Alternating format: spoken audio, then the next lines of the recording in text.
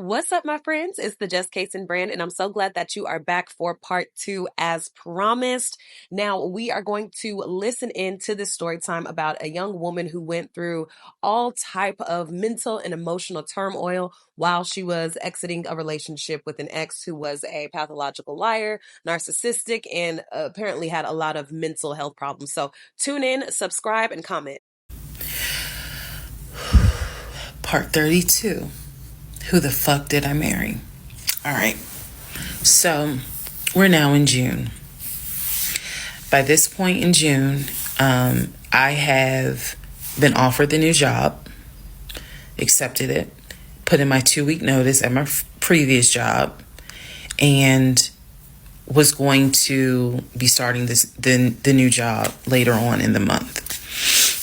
So when he laughed, where I told him I wanted to get a new job, that laughter fueled me to get a new job. So here's what happened the beginning of June. At this point, he's completely bedridden. When I say completely bedridden, what I mean is, I'm trying to clarify this so it makes sense.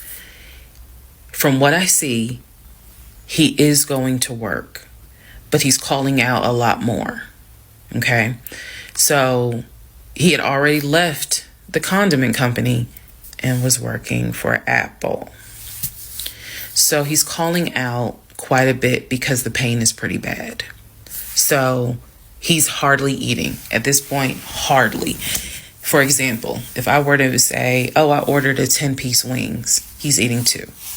And that's it. That's all I would see him eat. Well, I was going to work and coming home. The house was in the exact same place that it was when I left. Nothing in the kitchen had been moved. Nothing in the refrigerator had been moved, which led me to believe that he had not left the bed from the time I left to go to work until the time I came home. At this point in time, he's drinking Powerades like it's water. I mean, I'm buying cases of Powerades. And that seemed to be the only thing that he was taking in. So if he was a 3X when I met him, he's probably at a 1X, maybe a 2X, depending on the clothes. He's lost a lot of weight because he's not eating. So that's the reason why I say he wasn't faking whatever was going on. I think the issue with his knee was a symptom. That was not some football injury. That was not, I hit it at work. It wasn't that. Something else was going on. I had kept asking him to, let me know when you have a doctor's appointment. I'm going to go with you. I'm going to go with you. And he just kept saying he's calling the doctor, and the doctor told him to just keep icing the knee. But I knew better.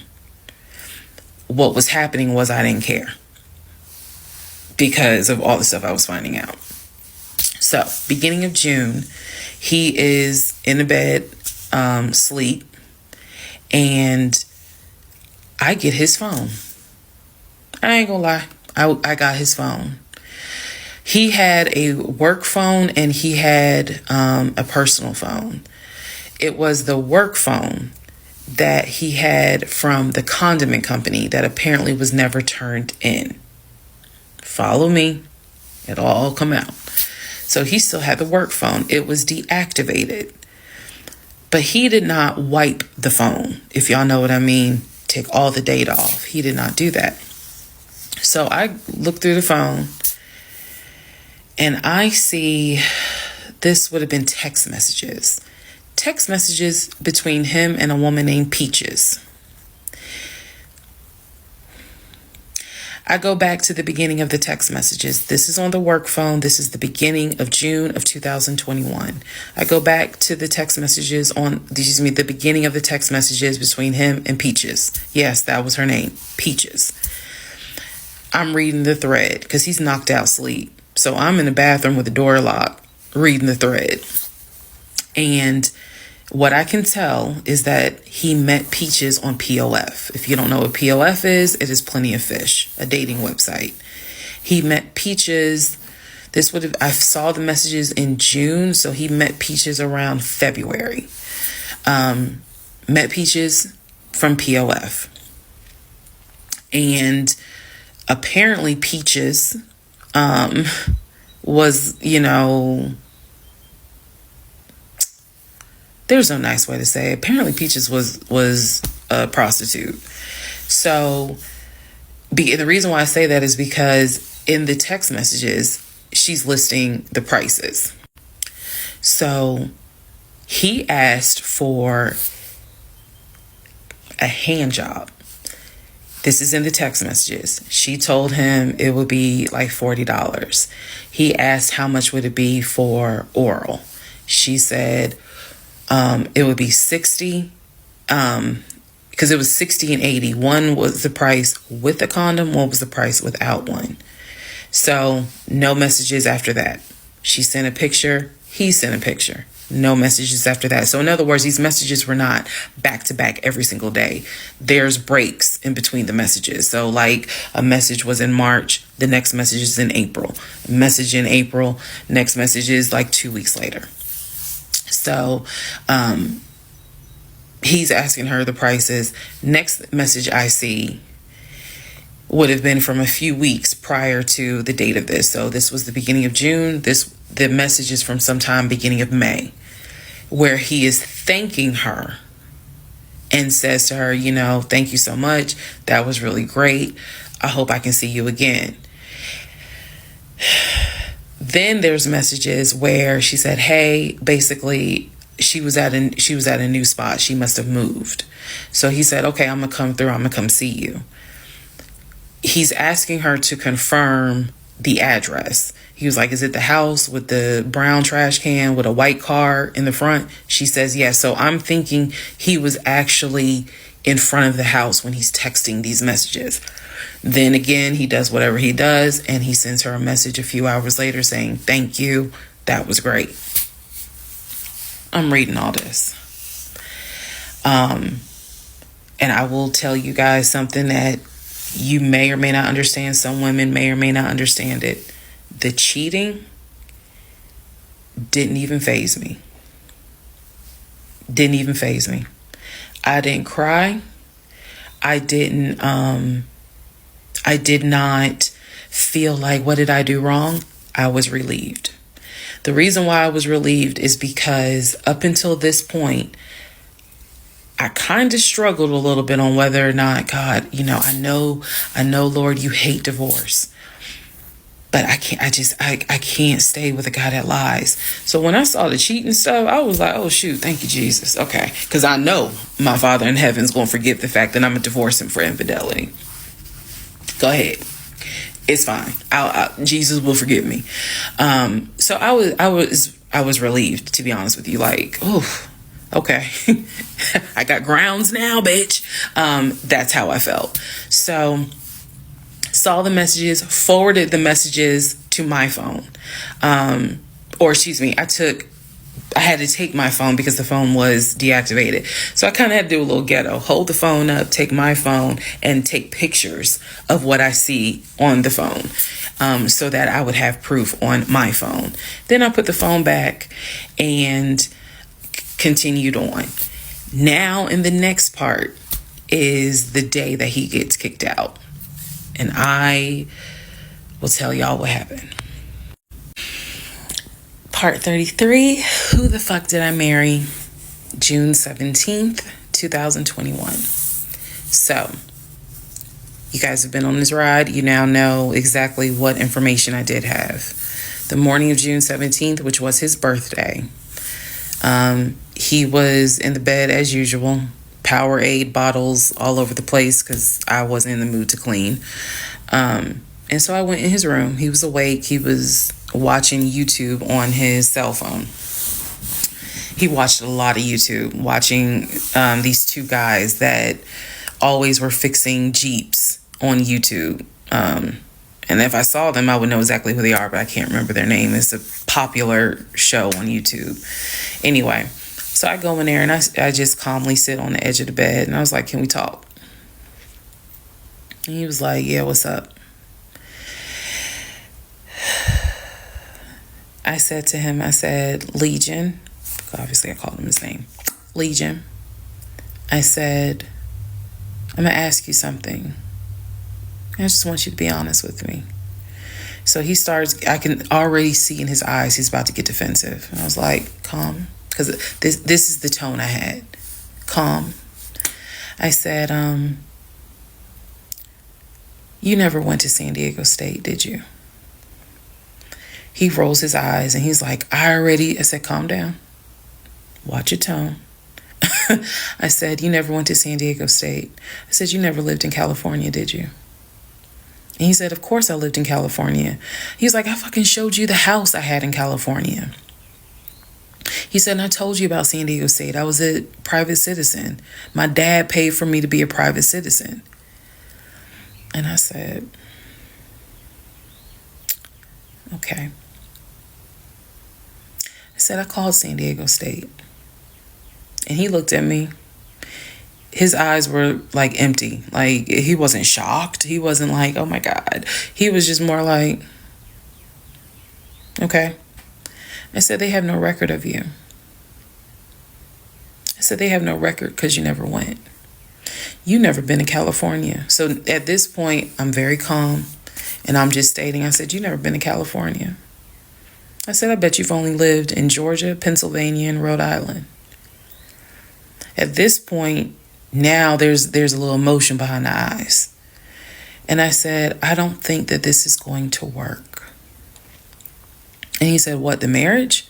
He was like, so what you saying? You don't want to be married to me anymore? And I said, I don't want to be married to you anymore. I said, we need to go our separate ways. We tried, but we need to go our separate ways. The way that I am talking to you all is exactly how I was talking to him. And so he was like, that's not what marriage is. Marriage is, you have to fight for what you want. I said, I don't want this. And I don't want to fight for it. I said, I don't want you and I don't want this. And so he was like, I'm not giving up on the two of us. I said, you don't have a choice. I said, I think that you should call your brother or your sister now. And I think that you need to pack a bag. And I think you need to get the fuck out my house. And he was like, I don't really have time for this. I don't feel well. I said, I don't care. You need to get out of my house. Again, the way I know y'all are going to be like, she's so dramatic. And I am actually a very dramatic person. But the way that I'm talking to you guys on this video is exactly how I was talking to him in the beginning of how this started. So I said, you need to call your brother, or call your sister because she's in Douglasville, and you need to go stay there. You need to get out this house today. Basically what happened was, at first, he refused. He wasn't moving fast enough for me. And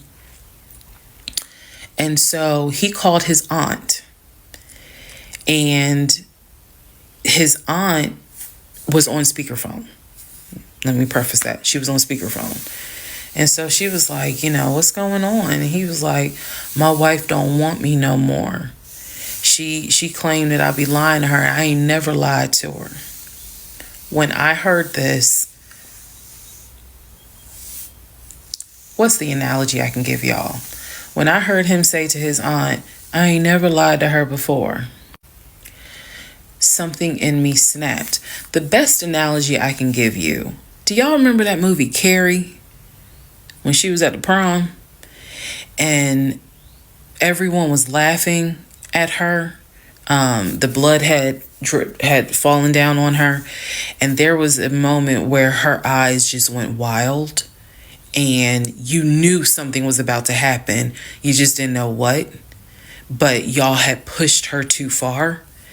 When he said to his aunt, I ain't never lied to her, I snapped. The calmness left. The amount of rage that was in me. I could have fought every member of the Kansas City Chiefs and beat every last one of their asses. I could have fought every member on the Atlanta Falcons and beat every last one of their asses. I'm not a violent person, but I was there. That statement, I ain't never lied to her, took me there. I went off. I went off. I went off so bad that first of all, every part of me was shaking. I called my mom. My mom was on speakerphone, and she's in Arkansas. My mom's a praying woman. I was cussing like a sailor. My mom finally said, put him on the phone. So I gave him the phone, and I'm standing there, and I'm looking around the room. Is the scene that I remember is the Angela Bassett scene in Waiting to Exhale, when her eyes are darting around the room right before she grabs everything to put it in the car to set it on fire. I was more so looking at what weapons were in the room. The lamp, the TV, the dresser. I was looking more. While she was talking to him, my eyes were darting around the room, because if he did not get his ass up and get his shit and get up out of my house, it was going to be bad. If I have never in my life been on TikTok and said thank you, had it not been for the blood, y'all, I know this is going to sound dramatic. I know this is going to sound like, girl, you so funny. You don't understand. Had it not been for the Lord on my side, had it not been for the fact that I know I got a praying mother, I know I had a praying aunt, I know I've had a praying grandmother in heaven, because I'm telling you, I clearly saw what was getting ready to happen had he not gotten up, got his shit, and got out of my house. So I'm trying to calmly say this, because I'm trying to calmly tell this story, because the rage had taken over me. The pure, unadulterated rage that I felt when he said to his aunt, I ain't never lied to her, after I had discovered only 2% of the lies at that point. Just 2%. So it was enough for me to be like, you need to get your stuff and go. So my mother gets on the phone and she says to him, Legion, she called him by name. She said, I am not there to control my daughter. She said, in the name of Jesus, get your stuff and get out that house, because I think she might kill you. Get out of the house. She's on my phone. His aunt is on his phone. His aunt said, nephew, come home. Home for her was Philly. She said, I'll send you money. Come home. Leave that house right now, she said, because I think that woman is about to kill you. Let's just go to part 34. Let's all just take a deep breath. Part 34. Who the fuck did I marry? So the aunt told him, I'll send you money. Come home. I'm yelling in the background, by the way. I'm not standing there calmly. I'm yelling. I said, oh, he got money. Yeah, you got money. You got money in that offshore account, right? You got money in that Chase account. You got money to drive. So do what you got to do. I told him, and I'm not going to repeat some of the stuff I said, because my mom might see this TikTok. But I did tell him, I was like, if you don't get out of this house, actually what I said was, you have two options. You either going to leave this house voluntarily, or you're going to leave this house involuntarily. And he tried to get a little nuck if you buck. He tried. And that's when because he was still on the bed, still laying in the bed. And he was just like, you ain't going to do shit. Like, don't talk to me like you done lost your fucking mind. Da, da, da. And I calmly got close to him. I got like this close. And I literally said, I will beat you like the bitch you are. I dare you to try me. I said, I will literally beat you. like the male bitch you are. And so when I said that, his eyes were like, I said, I'm not even playing. Because at this point, I'm rocking like back and forth. Y'all, again, I'm not some hardened type chick. I'm not. I want the soft lifestyle. But I have been pushed to the point. So I'm rocking, I'm walking back, I'm pacing. So finally, his aunt was able to get through to him. I had called my aunt, my mother, my aunt. I had called the pastor. I had called all these people because I did know that I was in a very dangerous place. Not because I'm scared of him. At this point, I was scared of me. I don't know if this has ever happened to someone where you know your own, you know yourself. You know that you got a line. I was over that line. So I had enough wherewithal to be like, okay, you're probably gonna go to jail today. You probably ain't gonna have that job in the morning. Like I was there. And again, this is not to sound bragging at all. This was a woman who I could not believe that even with the attempt of me trying to give him one last opportunity to tell me the truth, he still lied in my face. I was at my edge. So I yanked the covers back, and I told him, I was like, get up, get the fuck out of my house. Again, I'm saying it calmly on here. It was nothing calm in the house when this happened. So I'm throwing stuff up against the wall. I remember I looked at the lamp. He looked at me looking at the lamp. And I think something in him realized, okay, I'm in pain, but if I don't get up, she's going to do something with that lamp. So he does get up. He is still on the phone with the aunt, because the aunt was pretty much like, keep me on the phone. She did not want him to hang up. He throws some stuff together. Again, keep in mind, he has all his stuff in the house. So he basically packed like 2 bags worth of clothes. And he's limping around, and I'm standing in the hallway watching him like a probation officer. So he's limping around, and I'm looking at the condition of the bedroom. This is when I noticed Legion had been semi-bedridden. Remember, I told y'all that, because the knee and other stuff. I look at these bottles of Powerade, because he had been drinking Powerade so much at this point. He was not getting up to go to the bathroom.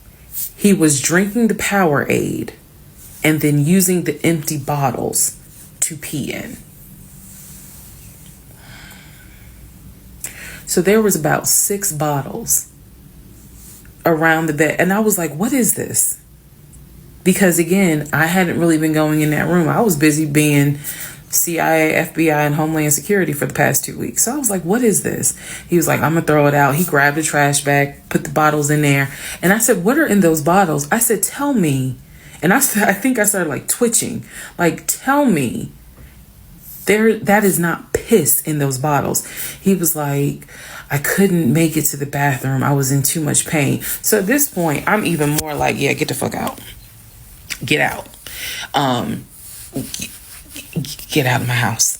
So I helped him while he was packing his bags. I went downstairs.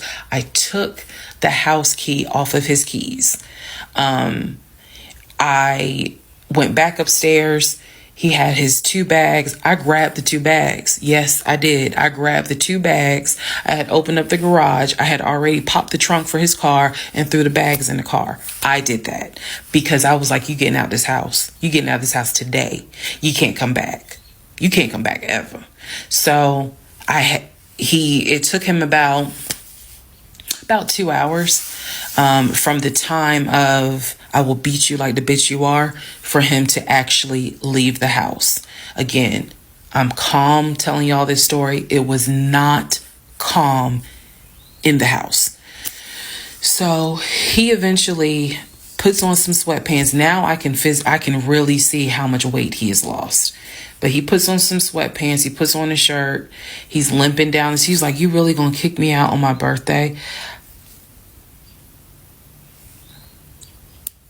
I just looked at him.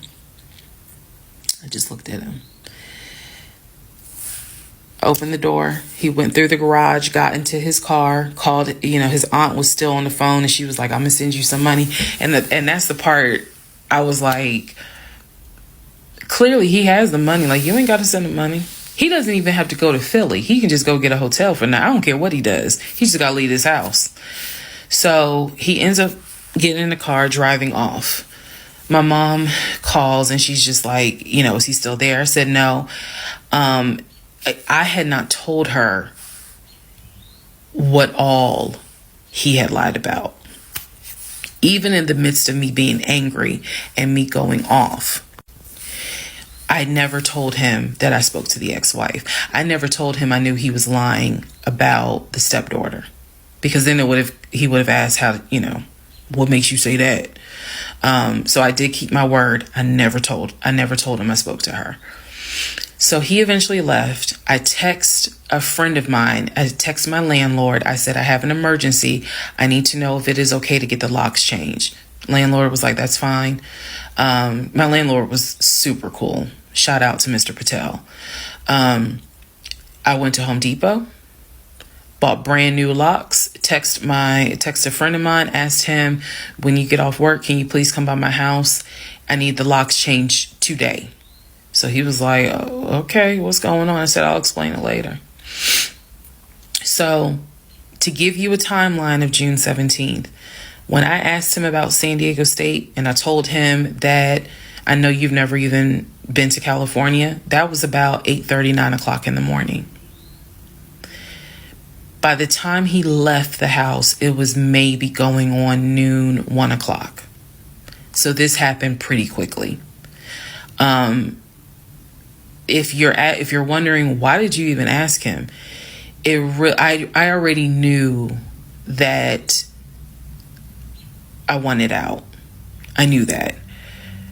But for some reason, a part of me was like, let's just see if he'll be honest just one last time. And he wasn't. And it sent me into a rage. And then he lied to his aunt, saying, "I ain't never lied to her." And that sent me over the edge. So by 1 o'clock, by 1:30, he was gone. By 2:30, I had done a pretty good job of cleaning up the bedroom. He had thrown away the Powerade bottles. So I didn't have to touch those. I stripped the sheets. Anything that he touched in that bedroom, I stripped the sheets, threw them in the trash bag, threw them out in the trash can. And so most of this was adrenaline. Adrenaline was pushed because I hate packing. I hate doing all that stuff. I went on Amazon. I ordered oversized, large tote bags because I was packing up all his shit. Part 35. Who the fuck did I marry? So I packed up all his stuff. Okay. The reason why I packed up all his stuff is because I had a 3-bedroom, 2.5-bath townhome. One room was the guest room. Obviously, there was a master bedroom. And then we had a TV room that he had made like his Philadelphia Eagles man cave.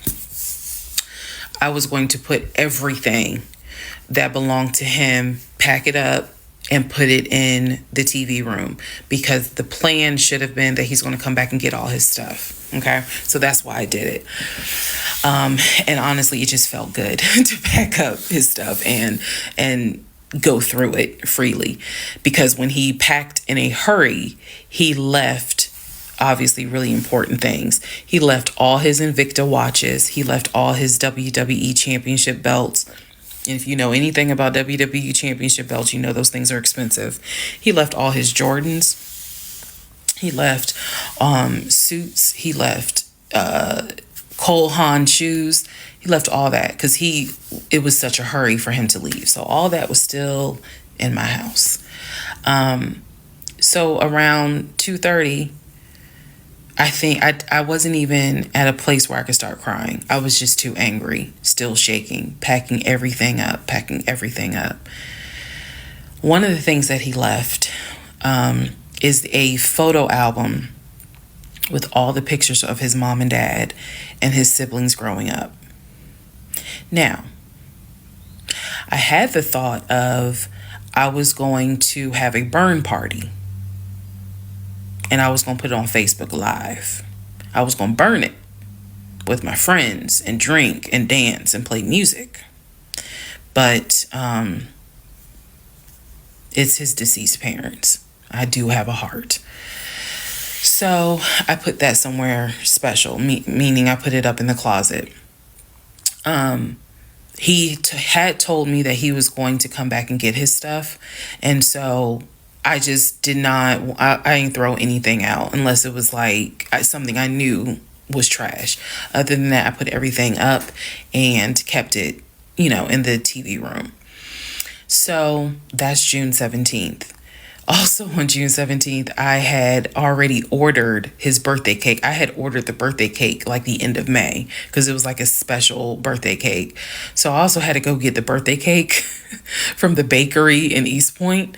And I took it to my family's house and we ate it. Yes, I had left the house, went to my family's house, filled them in, my aunt, my little cousin, and my grandfather, because my mom was in Arkansas.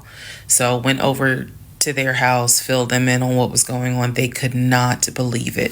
Although my grandfather then told me, he said, he ain't look like he was a football player. He was like, I didn't want to say nothing, but he ain't look like he was a football player. Gotta love grandparents. So we ate his birthday cake. Went back home. The friend that I had called came, changed all the locks, I changed the security codes. Effectively, he would not have been able to get in that house. So that is what happened on June 17th. So now we can fast forward. He would text me and he would call me that he got to Philly. Apparently he left Georgia and immediately went to Philly.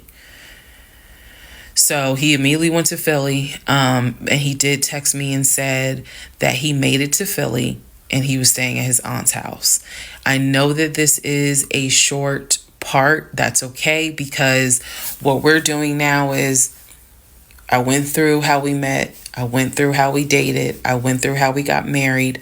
Now I'm taking you all to June 17th. The week after June 17th, he's in Philly. He still would call me. He still would text me. The conversations we were having the week after June 17th, so this would be June 18th up to the 24th. The conversations we are having had to do with divorce. So who's going to file? And he was like, well, I don't want a divorce, so I'm going to fight you on it. Are you? Really? Are you going to fight me on the divorce? I didn't know anything about filing for a divorce. But I refused to stay in a place of ignorance. So I went online. There's a website that you can go to where you pay like a $239 fee. And you fill out basic information and you choose your state. And they will but they will make all your documents. All you got to do is print it out and take it to the court. And it is step-by-step directions. We didn't have any property with each other. We didn't have any kids with each other. So by the state of Georgia's standards, this should be an uncontested divorce. So the conversation that last week, the week of June 18th to the 24th, was about divorce. What stuff do you want to keep? Well, I'm going to come and get all my stuff. I just don't understand why you couldn't talk to me about it. I said, there's no room for talking because you've been lying to me since day one. But even still, keep in mind, as of June 17th, June 18th, June 19th, I did not know what I know now. So the lies were really only like 5% of the whole story. So June 24th or 25th is when I had printed my documents. And I'm laughing because at this point in time, I've read y'all's comments about how that man will print out stuff. I know. But I used the website, typed all my stuff in, got my documents, and then I went. I took a day off from the job because I was getting ready to transition into the new job. So I left work early, went to the courthouse, and filed for divorce. I filed. I paid.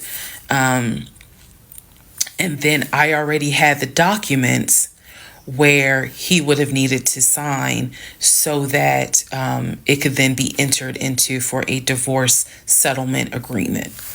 So going into part 36 or 35, I know there's so many parts. Going into the next part is where I can tell you guys what happened with him, because he drove to Philly and he was in Philly for about a week, maybe 3 to 4 days. Then I get a message on Facebook Messenger from a woman claiming to be his cousin. Lord Jesus. So the cousin tells me, well, actually I can tell y'all. So the cousin tells me that he's there. He's telling the family that I kicked him out. He's telling the family that I kicked him out after he walked in on me having an affair. That I stole his money and I then kicked him out. And the man I was having an affair with, he said, was a law enforcement officer who used his duty weapon to threaten him to get out the house. This is what he told his family. And the cousin was reaching out to me. She found me through a search on Facebook and was reaching out to me because she's like, we know he lies. So I'm just trying to figure out is this true? Because he's up here asking us for money, asking to stay on our couches. Like, what's going on? Then she explained to me, we didn't even know he got married. So this is the first time we're hearing about you. What do you mean you didn't know he got married? He talks to his brother every day. She said, who told you that? I said, I've heard him talk to his brother every day. All his brothers. She said, all his brothers? How many brothers do you think he has? I said, he has 4 brothers. I named them. She said, he has 2 brothers. She said, he has the twin and he has the older brother. I said, twin? Who is the twin? Welcome to the next part where we discover the real family tree.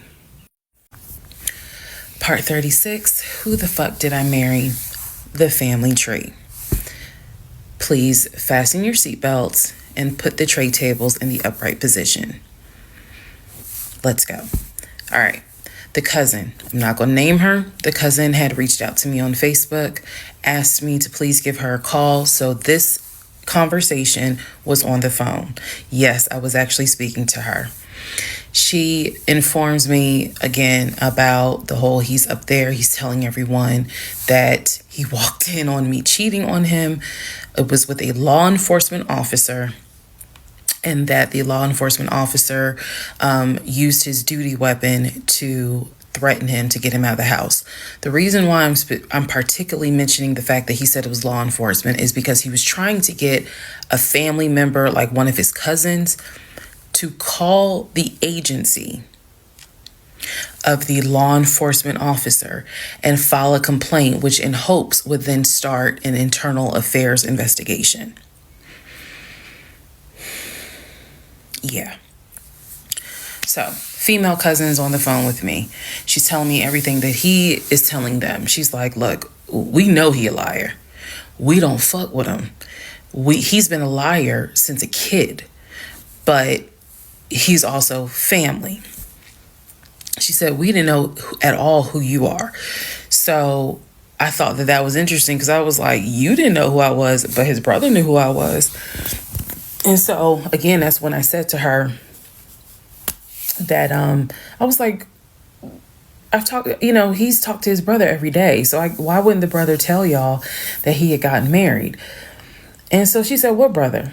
And so I told her the brother's name. And she said, he told you that? I said, he was having the phone calls in front of me. So at this point, what the cousin said was, she was like, okay, I'm going to confirm that with him. She was like, he lives up the street, so I'm going to just confirm that with him. She was like, because I'm pretty sure that they have been beefing for a while. I was like, I can only tell you what I saw, what I heard. That's all I can say. So then when she asked me about, well, how many brothers do you think he has? And I said, he has 4 brothers. Again, I listed all of them. This woman was like, he has 2 brothers. She said he has the twin and he has the older brother, the one that he was on the phone with every morning, blah, blah, blah, blah, blah. I said, twin? Who's the twin? So this is where she explained to me. She said the parents, mom and dad, had the older brother. The older brother is about 5 or 6 years older than Legion. Legion and the younger brother, who lives in Nashville, they are twins. So when he kept saying the younger brother, my younger brother by 2 years, it's his older brother by 20 minutes. They are twins. I have seen a picture of this brother. Yes, they do very much look alike, but I didn't know they were twins. It doesn't even matter. I didn't know they were twins. But definitely they had the same mom and dad. So she was like, no, that he's older than Legion by 20 minutes. They're twins. She said, so the parents had 3 boys. Brother in Philly, the older brother, and the twins. She was like, who the hell are these sisters that you're talking about? So I tell her, I was like, Shantae and Kim. She said, I don't know who Shantae is. She said, Kim is my daughter. Kim is not his sister. Kim is my daughter. And she said, that's his cousin. She was like, and they haven't spoken in about 20 years. So no, that's not his sister. He does not have any sisters. And I said, well, then what about the other 2 brothers? She was like, what other 2 brothers? I said, the brothers from his dad. She was like, you mean to tell me this man is going around telling people, I know somebody's going to quote Nicki Minaj, lying on your dead mama, but try not to. She says, you mean to tell me this man is walking around lying on his dad, saying that his dad had kids outside of his mom? And I kind of stuttered like, yeah. She was like, he does not. She said, I have no idea who those 2 men are. She said, those are not his brothers. But if y'all remember, I've met those 2. And he introduced them as, man, this is my brother John. This is my brother Matt, type thing. And so they both were like, oh, my sister, is good to meet you. It's good to meet you. Remember that, because obviously I do eventually talk to those 2 men again. So she says to me, the family tree is mom and dad, the 3 sons. She was like, there are no sisters. She said, I don't have a clue who Shantae is. She said, Kim is my daughter, so that's just their cousin.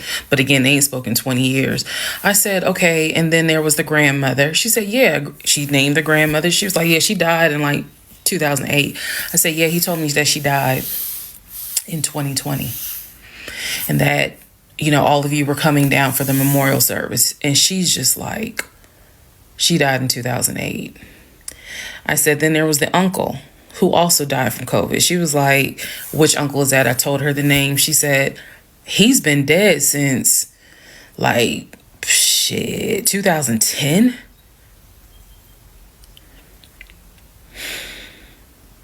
I said, okay, what about the cousin nicknamed Junebug?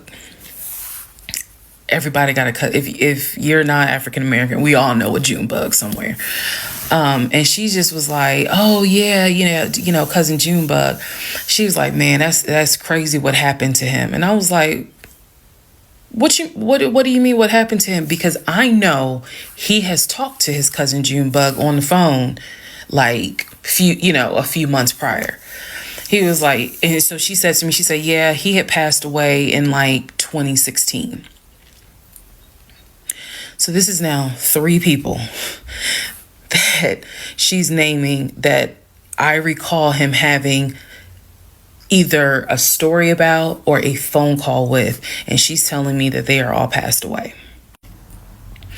So this is when the conversation kind of changes, and she's like, you know what? She said, let me speak to the older brother, because he probably wants to talk to you. She was like, you probably should talk to him, and a lot of your questions will get answered. She was like, this dude's been lying ever since he was a kid. She was like, she said, literally, we don't fuck with him. I remember her saying that verbatim. She was so adamant. She was like, and when he showed up here out the blue, talking about how his wife cheated on him with a law enforcement officer, and how the guy took his gun out and threatened him to leave the house, she was like, we knew something was up. She was like, that's why I had to find out who you were and reach out to you and find out the truth. I said, there was no other guy. There was no law enforcement officer. And she was like, yeah, because he was telling us where the dude worked and how we should go ahead and help him file a complaint so that this dude could lose his job. I said, there is no other person. I said, I kicked him out. That was me, all by myself. No gun, just my fist. And so she said, you know, he's telling us that he had gotten married, and then she was like, apparently y'all had a baby. So she was like, so you got a kid with him? So I had to explain to her. I said, no. I said I had a miscarriage back in June of 2020, and I had to have surgery in July. So she was just like, girl. So she started like really being encouraging and was saying, you dodged a bullet, honey. She was like, I don't wish this. She's like, I know he my family, but I don't wish him on no woman. So we've have each other's numbers. She was like, if you need anything, please feel free to call me. She was like, I've had my own issues with him. I've had my own issues in life. But she was like, get your divorce and be done with him. Then she said, I'm going to put you in contact with the older brother. Next part is me finally talking to the older brother that he had been talking to every morning. What you were hearing is correct. He drove from Georgia to Philly, stayed in Philly for about 3-4 days, left Philly, drove back to Georgia, went to Augusta. Keep in mind, if you have lost your notes at this point, he was raised in Philly and did high school in Augusta before he went to California. So he has family in Augusta. So at this point, he's on his way to Augusta to stay with a new set of people. The reason why this is important is because what I have is a divorce settlement agreement. That divorce settlement agreement has to be signed by the two of us, where we are basically telling the court, look, this is what he's keeping, this is what I'm keeping. I need his signature. Let me repeat that. I need his signature because I wanted a very quick and painless divorce, as much as it could be. So by this time, this is now around June 25th. So around June 25th, he's now in Augusta. He had left the house June 17th. So between June 17th and June 24th is the trip to Philly, then leaving Philly, coming to Augusta. My aunt and my little cousin get in the car with me, and I drive to Augusta with a rag on my head, some sweatpants, and a tank top because it's July, so it's hot. But we ride to Augusta. I had spoken to him. I had said, I just need you to sign this piece of paper. And he was like, I'll get to it when I get to it. No. We're going to get to it as quickly as possible. So if that means I got to drive to Augusta tomorrow morning at 7 o'clock, I'm going to do that because I need that signature. I ain't tell him this. This was my attitude. Sure enough, went ahead, drove down there. I met him at the UPS store in Augusta. It's in the same Kroger shopping center. They had a notary there because I needed the papers to be notarized. So he pulls up. It's only been a week since I last saw him. It has been months since my aunt saw him. Okay. She had no idea of the condition that he was in. Again, I'm telling y'all, when I met him, when he met my family, he was like a size 3X.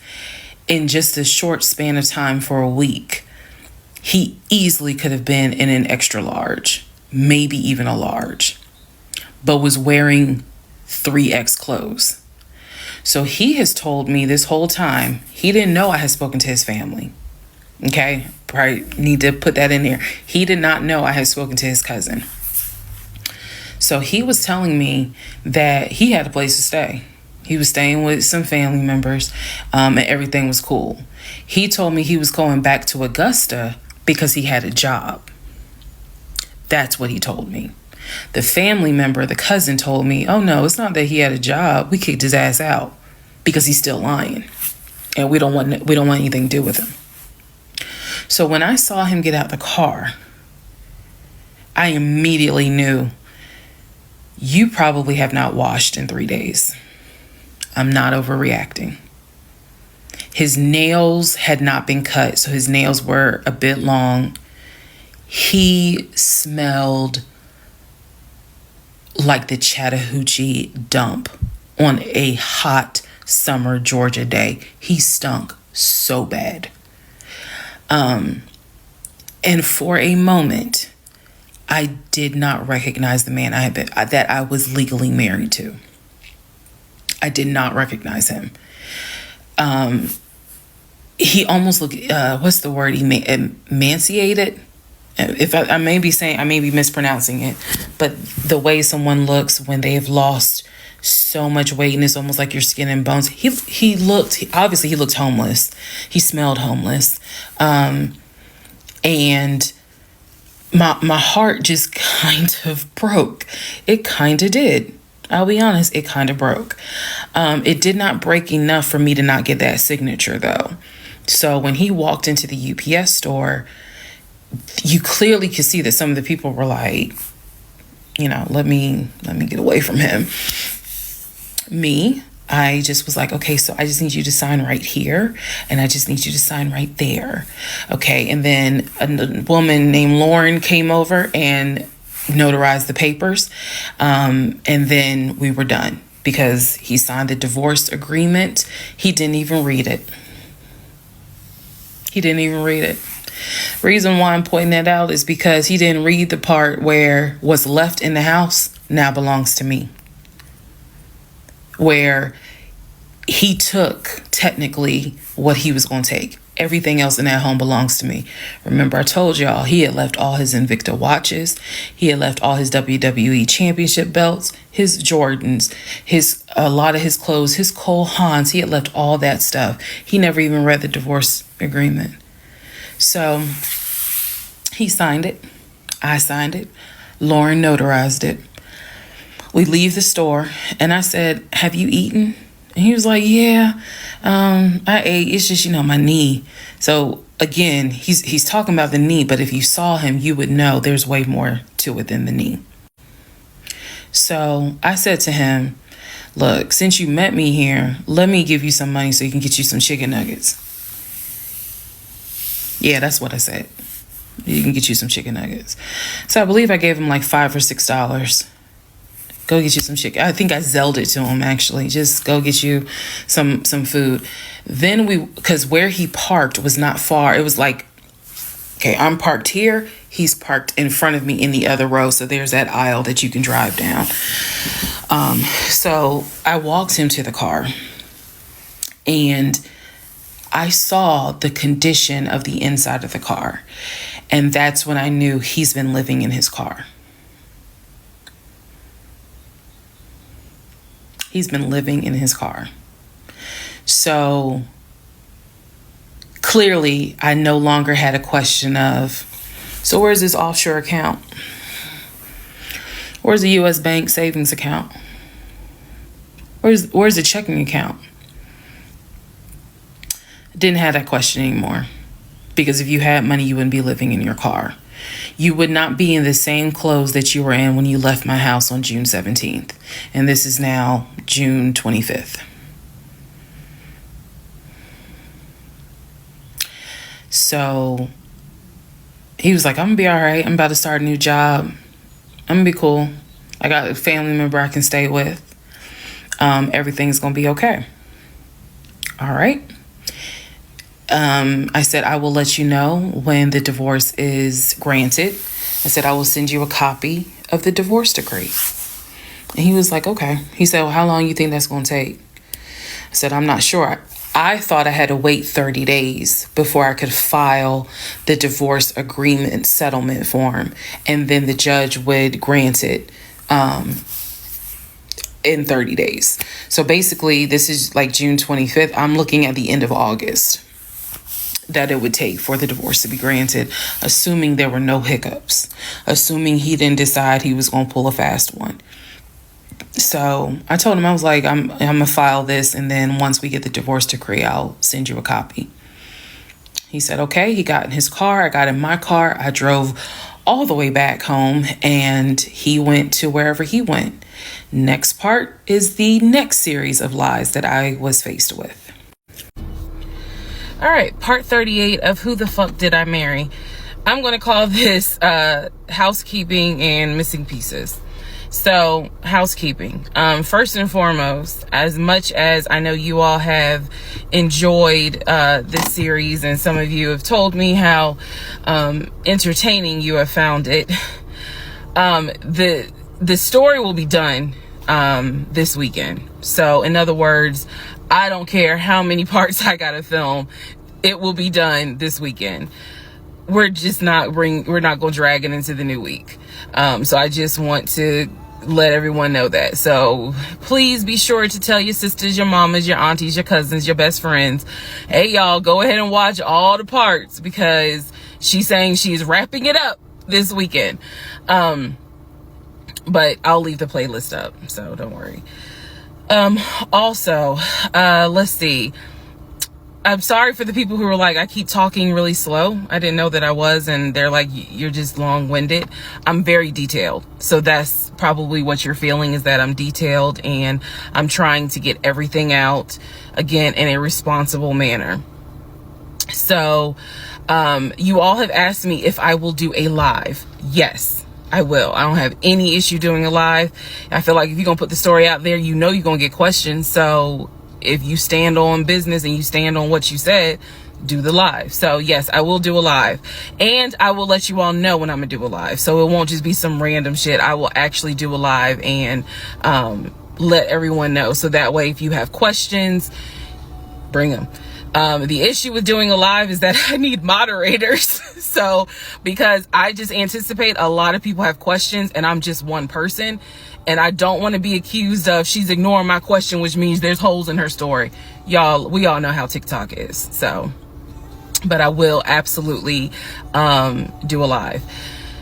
That's the housekeeping. Missing pieces. So when I said before that it's important to me that I'm responsible in how I tell this story, meaning I'm clear and I go in detail, I realized that I left out some missing parts.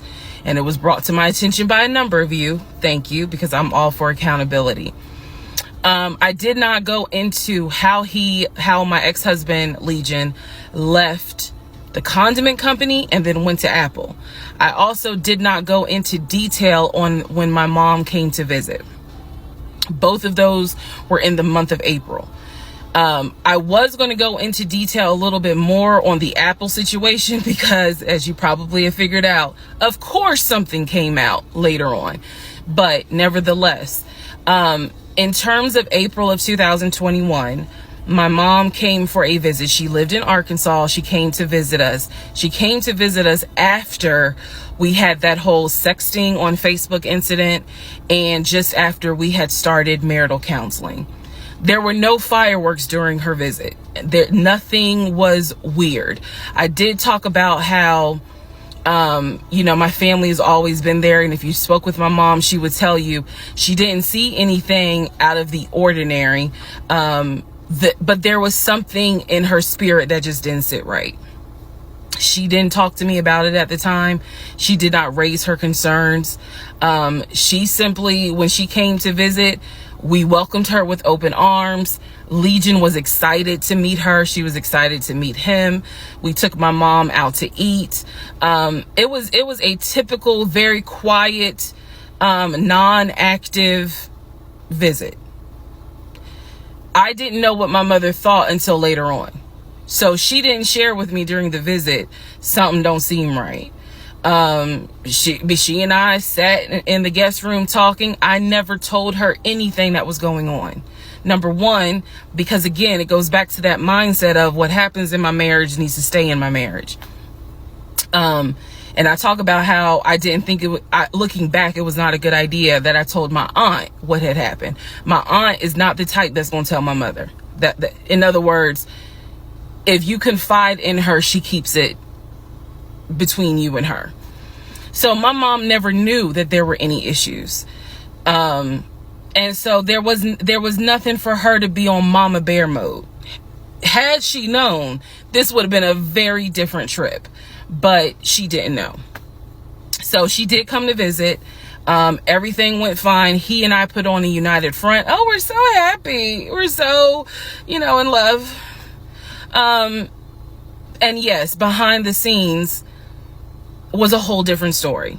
He talked to her about how he was looking to buy a house and how he told her how work was going, how his job, how his job was going, bragging as usual, which I did tell my mom, look, he's going to talk about himself and money a lot.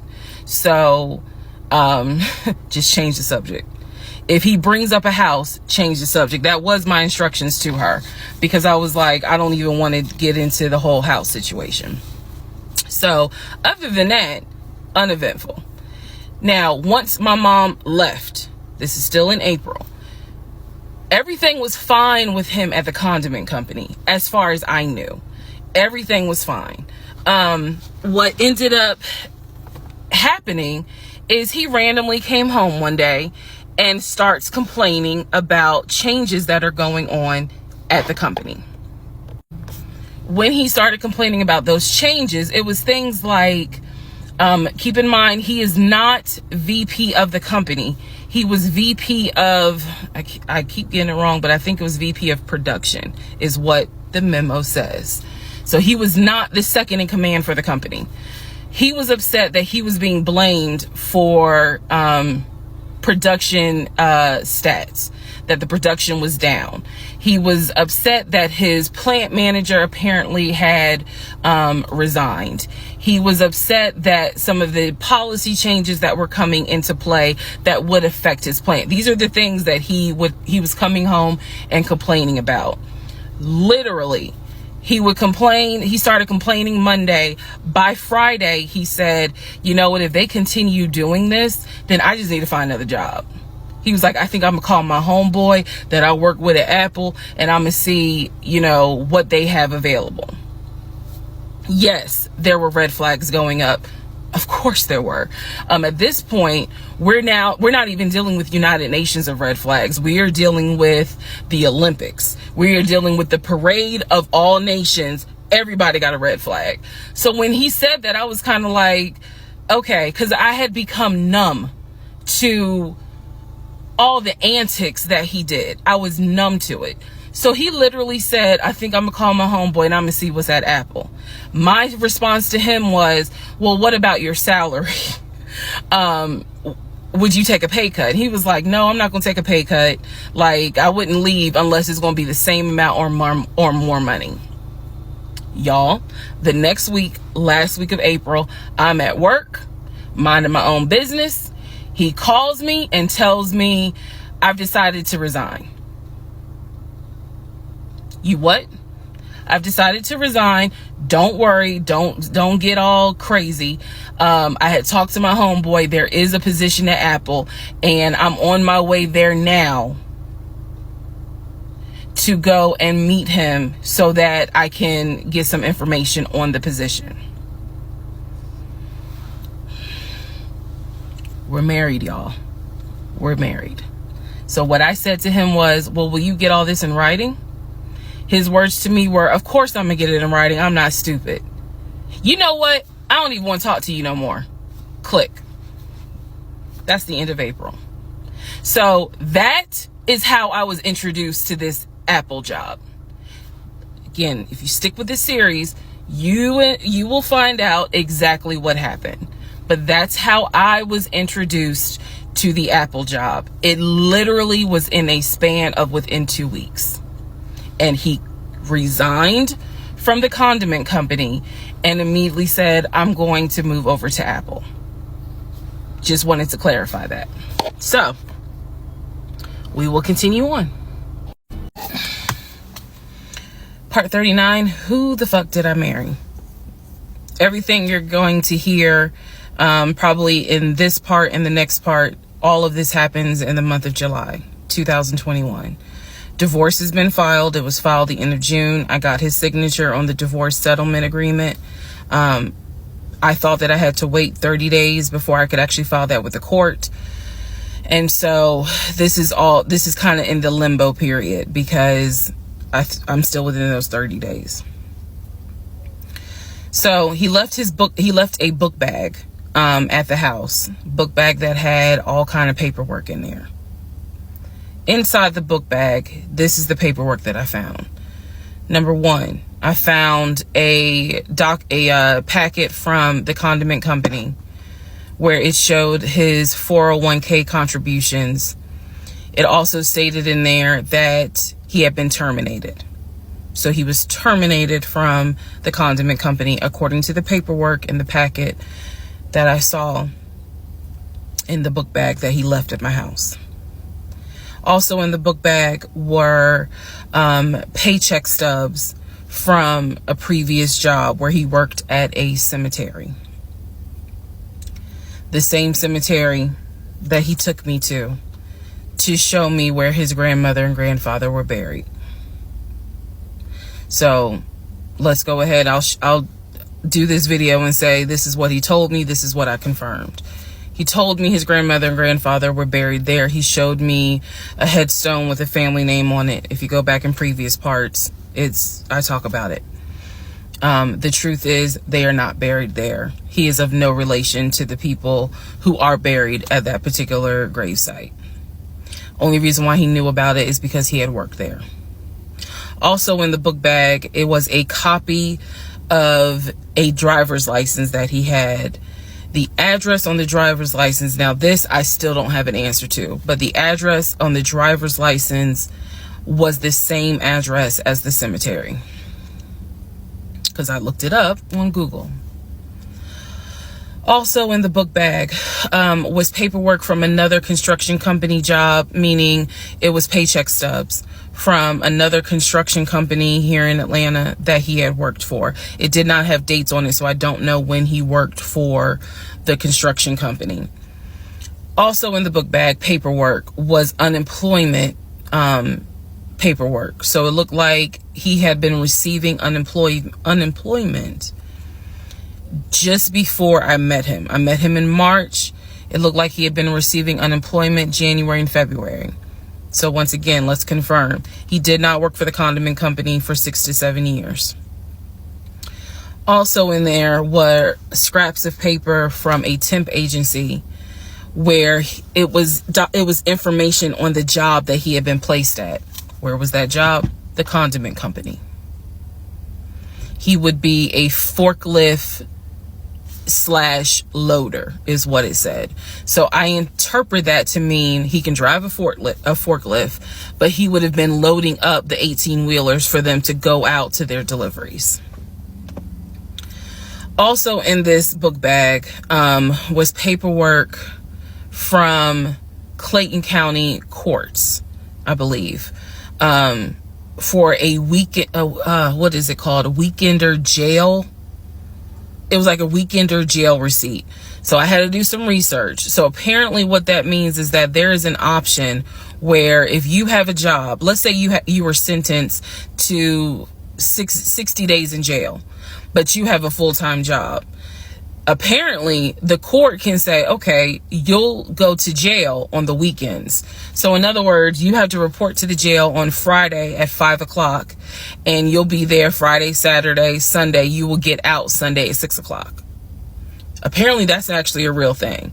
So what was in the book bag were multiple yellow receipts for different weekends that he had to report and get out of jail.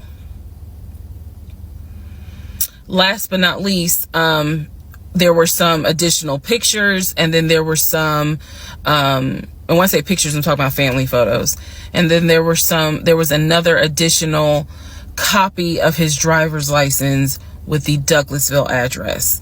I looked up that address. The name associated with that address was the same name as the ex-girlfriend that he had in between the ex-wife and me. If you go back to the video where I talk about the conversation I had with the ex-wife, she tells me that the address was going to come back to the ex-girlfriend. I'm simply saying that is correct. So what she told me is true. So because of everything that I found, I decided to go down a new rabbit hole. Again, just recapping what I said in previous videos. Ex-husband was always a stickler about law enforcement. His dad was a retired police officer. I'm just telling y'all the story. His dad was a retired police officer. Mom was a retired teacher. After his dad retired, they moved to Augusta, started a church. He took me to that church in Augusta, the same day that he took me to meet his aunt who lived in Augusta. So these are now things that he actually took me to, just like he took me to the cemetery. So that's what I found in the book bag. The weekender jail receipts. I went ahead and went online to find out exactly why did he have to go to jail for the weekend. And I'm going to end this part here. The next part has to do with his criminal history. Part 40, who the fuck did I marry? So we are now at the point of July 2021. We're at the point where I've spoken to the female cousin, and she gave me the phone number for the older brother. For the purposes of this video, we're going to call him Chris. Chris was very nice. I called him. He was gracious. He was willing to answer whatever questions I had. And what he said to me was, he said, my brother has always been a liar. He's always been a liar. He said, but ask me what questions you have and I'll confirm what's real and what's not. First question I had was, when was the last time you spoke to him? Without missing a beat, Chris says, 2015, just after our mother's funeral. I explained to him about the phone calls, the fact that Legion would be on the phone for 35 minutes, laughing, talking to Chris, relaying messages from Chris to me, and relaying messages from me to Chris. Without missing a beat, Chris says he was never talking to me. And he said, now I am going to say this. Maybe he was on the phone, but he was not on the phone with me. He said, because he knows that if I ever see him, I'm going to whoop his ass. And I'm laughing because obviously Legion loves to say I'm going to whoop somebody's ass. So for the people who are confused, like, wait, what does this mean about the phone calls? What this means is every single time that my ex-husband was on the phone, holding his phone like this, talking, laughing, cracking jokes. Hey, my wife said that, we can go later on this evening and all this other stuff. Every time they were doing things like that, every time he was having a phone call or conversation that he claims to be with Chris, no one is on the phone. No one's on the phone. That is what that means. So I'm on the phone with Chris. My mind is spinning. It is blowing up like a volcano. I mean, I'm going crazy. I'm going crazy because what this means is that for the past 4 or 5 months, every morning that he is having a phone call with his brother Chris, I am now understanding in real time that that phone call was completely fake. So Chris tells me maybe he was talking to somebody else, but it wasn't me. He said the only family member that Legion actually talks to is the twin. And that's only because for some reason, I guess it's their twins, he helps him out when he needs it. Legion only calls the twin when he needs money. And the twin, according to Chris, now this is the part that might blow some minds.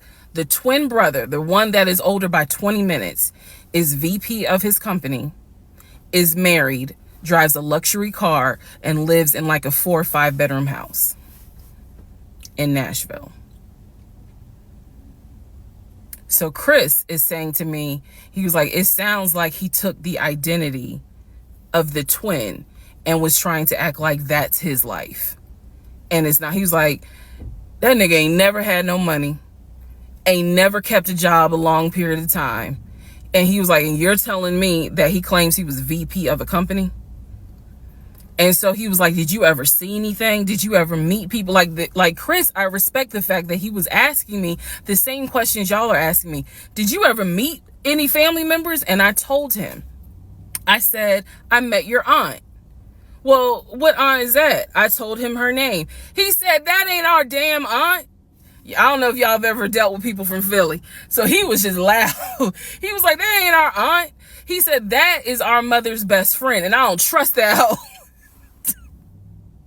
I'm sorry. It's the way he said it that it makes me laugh. Anyway, he's like, I don't trust her. I don't trust her at all. She is not our aunt. She was our mother's best friend when our mother was living in Augusta. She's not our aunt.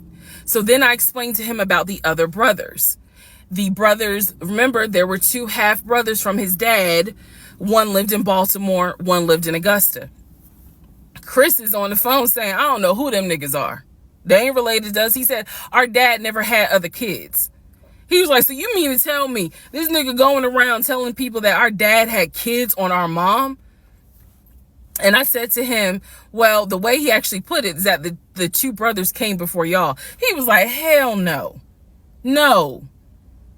So then I explained to him about the sisters. He was like, who the hell is Shantae?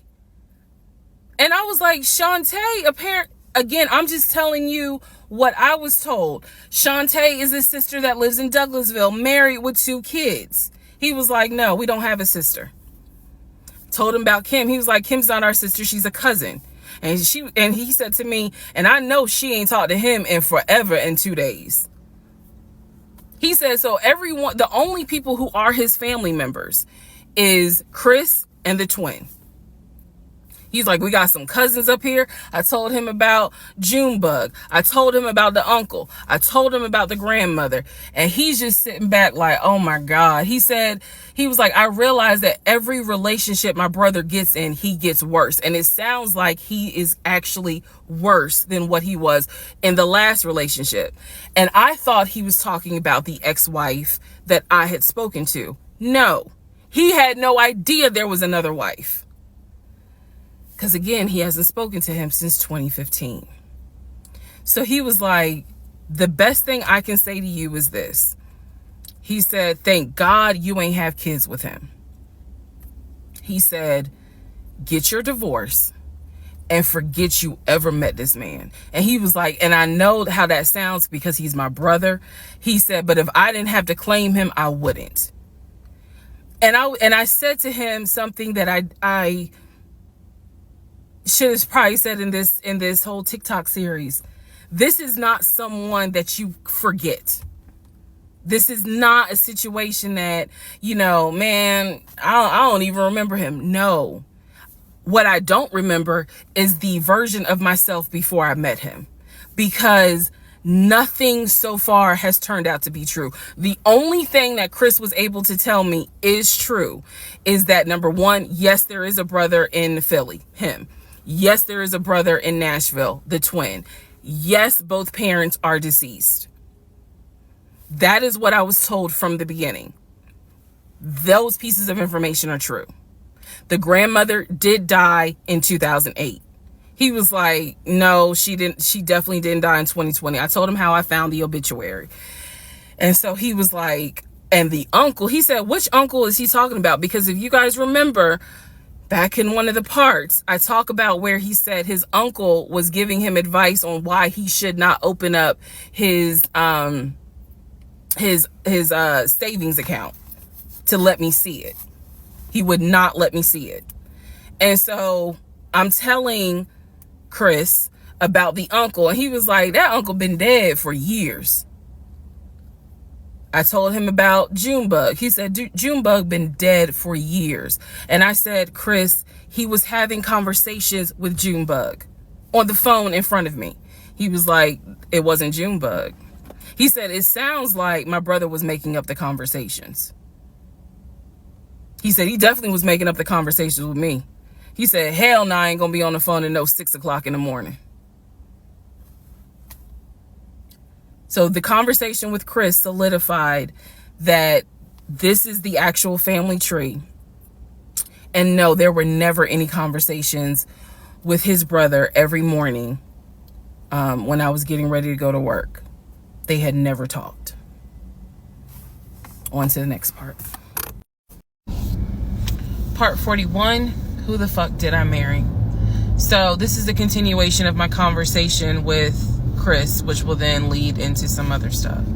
So Chris has confirmed that he has not spoken to Legion since 2015. So now we know that the phone calls that Legion was having every morning on the phone with Chris when we were, getting ready to go to work, the phone calls were fake. I demonstrated in the last video how I think how he was doing those phone calls.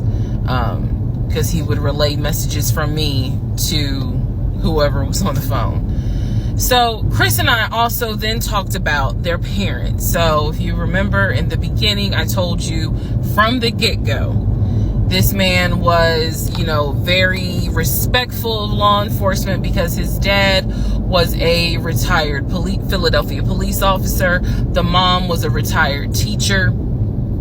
And so he had the utmost respect for law enforcement. That's what he used to always say. Because, again, there's a lot that he lied about. So I'm trying to only highlight the big things because, truthfully, it got to a point where when he would say that as a VP in his company, he had a meeting with the local sheriff. Child, we know that's a lie, so I don't even need to go into detail about that because, again, why? So I told Chris what Legion said about their dad being a retired police officer, and I was explaining how he said the mom was a retired teacher. So Chris listened. Again, very gracious, very nice guy. He listened, and he was like, so are you ready for me to tell you what's true and what's not? And at this point, I was already convinced I was going to be drinking heavily that night after this phone call. So I was like, go ahead. All right. So here's what Legion said. Legion said, my dad was a retired police officer with Philadelphia PD. When he retired, he and my mom moved to Augusta.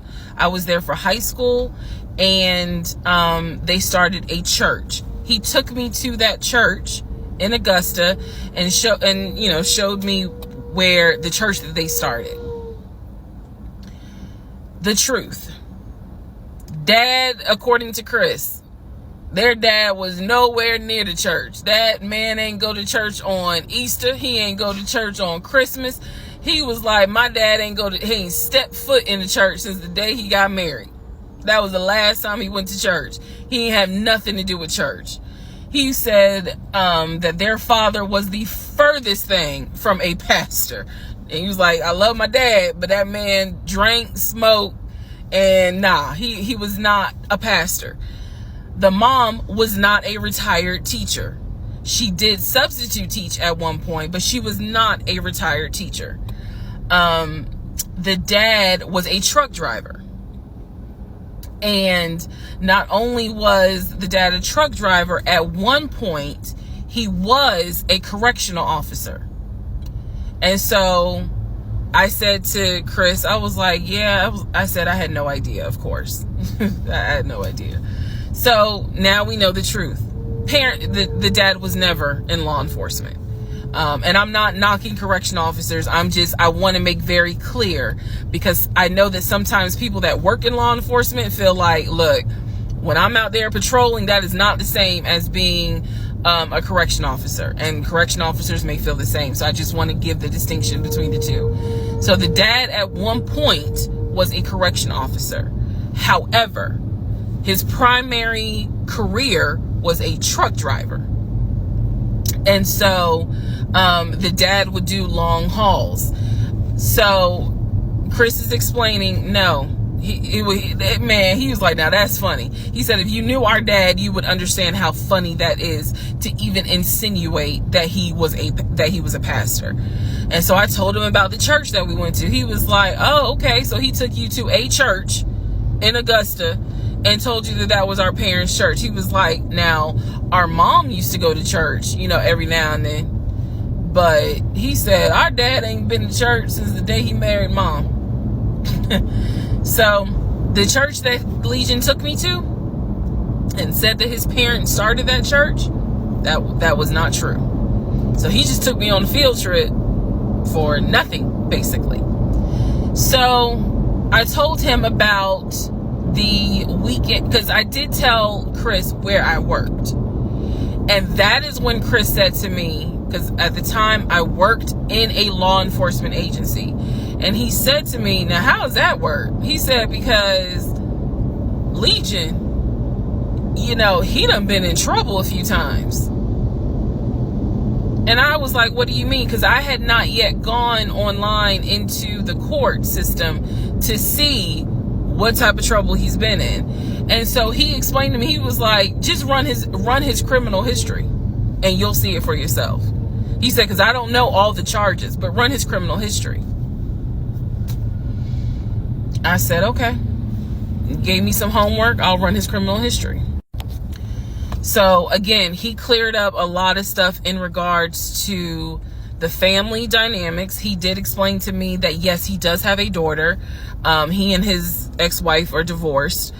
And I said, well, Legion would talk about the niece, meaning Chris's daughter, and would send her stuff for her birthday. And he was like, he said, I'm almost positive my brother never sent anything for my daughter's birthday. And I explained to him, I said, isn't your daughter's name Egypt? He said, no. Who the hell is Egypt? And I said, I was told that was your daughter's name. That's the reason why I'm saying the name on here, because obviously we're about to confirm that's not the daughter. So I said, I was told that's your daughter's name. I said, I went with him to Rack Room Shoes and bought shoes for what I was told was your daughter.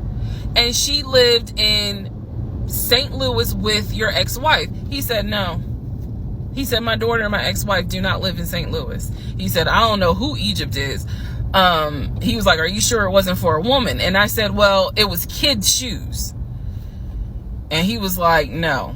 He said, and I told him, I said, I went to the UPS store, I mailed it, and it, they printed the label with the girl's name on it, and I'm thinking this whole time it's Legion's niece. Chris is like, I don't know who that is. That's not even the name of one of our cousins. So I have no idea, ladies and gentlemen, who my ex-husband was buying girl shoes for and had me sending them, telling me it's for his niece. I have no idea. So Chris is like, yeah, he finally said to me the same thing the ex-wife said, which is pretty much whatever he told you is a lie. And I'm being honest with you guys.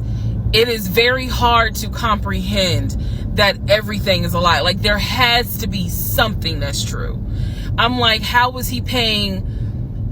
If he wasn't working at the condiment company, or he got fired from the condiment company, how is he still paying the bills? Keep in mind, we never joined our accounts. He wanted to, but we never did, because he wouldn't show me the offshore, the savings account, which of course never existed. So I'm just trying to figure out, like, I know that I saw his checking account, I know that I saw his savings account, and he had money in there. Something had to be true. Something had to be true. And Chris was like, no. He said, it sounds like everything my brother said, everything that he told you was made up. He said, those phone calls were definitely made up. He said, I don't know who Egypt is. That's not any family member of ours. I don't know who Shantae is. We don't have a sister. He said, we don't have half brothers. He was like, I'm telling you who the family members are. He said, I am so sorry that my brother put you through this. So now let's go into the next part. Part 42. Who the fuck did I marry? So I finished going through the book bag. Still July of 2021. I finished going through the book bag. There were some other folders with papers in there. He had left the work phone. What I actually found out was that it was not a work phone. It was simply a secondary personal phone. He told me it was a work phone. I thought that the company was paying for the work phone. That's what I thought. No, because I found receipts where basically, and I didn't know this, ladies and gentlemen, I had no idea, but I found receipts where it was a prepaid phone and he's paying to add minutes to it. So it's just receipts of, you added minutes to the phone on this date, you added minutes on that date. So the work phone whole thing, that was a bold-faced lie. Obviously it was a lie, because as we now know, he was a forklift loader. So the work phone that he's been walking around with was really just a secondary phone. He had left the phone. He took his personal phone, meaning the main phone, I should say, but the work phone he left. So I'm going through the work phone, just trying to find some sort of answer. Now what is really burning in my mind is how is it that he had all this money in the accounts, but again, the last time I saw him, he's living in his car. Like, the math is not mathing. I go into not just the photos of the work phone, I go into the deleted folder. So, ladies and gentlemen, if you're going to go through somebody's phone, which I will never do again, but if you're going to go through the phone, don't just go through the text messages and the pictures. Go into the deleted folder, because sometimes you find a gold mine. In this case, I went into the deleted folder of the pictures in the work phone. I keep saying work phones because, again, this is just a secondary phone. It is deactivated. There's no minutes on it. So I go into the deleted pictures, and what I see is what looks like a screenshot of his checking account, the one that I saw with the available balance. Then there's another photo of the screenshot of the savings that he showed me. Now, one of two things it could be. Either one, it's not real and it was pulled offline, or two, he took a screenshot of his own account and saved the photos. So this is when I got introduced to reverse Google image search. I did a reverse Google image search. Sure enough, as you probably have figured out, some of you, because I read it in the comments, what he showed me when he turned his phone around, showing me his available checking account balance, was nothing more than a screenshot that he had found on Google. When he showed me his savings, turned the phone around, because remember, I demonstrated for y'all how he was, and then, turned it around and showed it to me as if he was signing in. When he did that, he was simply showing me a screenshot that he had taken from Google Images. Because when I did a reverse Google image search with those two photos, the checking and the savings, it came right up. It was nothing more than just Google Images. In my phone, I didn't even need this because, again, I already knew that he was not a VP regional manager, but still, for shits and giggles, I did a reverse image search of the charcoal BMW. Remember I told y'all he had sent me pictures of the company car. Nothing more than a screenshot he had taken off of Google Images. The house that he showed me that he had in San Diego, Google Images. So, what we can now confirm is anything he showed me when he's turning his phone around is nothing more than an image from Google Images at this point. The checking account, the savings account, Google Images. The house, Google Images. The company car, that charcoal gray BMW 5 Series, Google Images. So at this point, I realized, okay, nothing is real. And I wasn't so much in a rage, to be honest with you. I wasn't in a rage then and there, as much as it was, I really truly had a moment where I said to myself, oh my God, what the fuck have I let in my life? Like, this is not even human at this point. That's really how I felt. Like, again, as someone who, I studied psychology, but I didn't graduate with a psychology degree. However, I have never dealt with a pathological liar. I have studied about them, but I have never come into contact with a pathological liar. Because to a compulsive liar, if you ask them, man, why did you lie to me? They probably are going to have a reason. Pathological liars don't have a reason. Like, there's no limit to the lie. So I have now confirmed that at least 70% of everything that I thought I knew is now absolutely not true. Absolutely not true. So in between all of this, I get a phone call from the aunt in Augusta. The aunt in Augusta, who Chris has confirmed is the mother's best friend. She is not their mother's sister or dad's sister. She's the best friend of the deceased mom. She calls me, and this is the one I have met. This is the one that Chris was like, I don't trust that hoe, anyway. So she called because she wanted to know what happened. She wasn't trying to be nosy or messy or anything like that. She's just trying to find out what happened because apparently Legion is trying to come stay with her. So she asked me, sweet lady, but she said, what happened with you guys? And I told her we're getting a divorce. I said, because he lied to me a lot. He lied to me a lot. And so what breaks my heart about the conversation with her is that she said, so whatever happened to the baby? Mind you, we went to Augusta, told her I was pregnant. I thought he told her that I had a miscarriage. He didn't. He never told this woman I had a miscarriage. So she informs me, this is what she tells me. So now we're confirming something else. She tells me that on at least 5 times while I'm at work, Legion was driving to Augusta and telling her that he was going to visit the church of where the parents allegedly the church that the parents started. And I was like, what do you mean he went to Augusta? She said, I've seen him like 4 or 5 times. He's come down here, and each time I've asked him to bring the baby. And I said, what baby?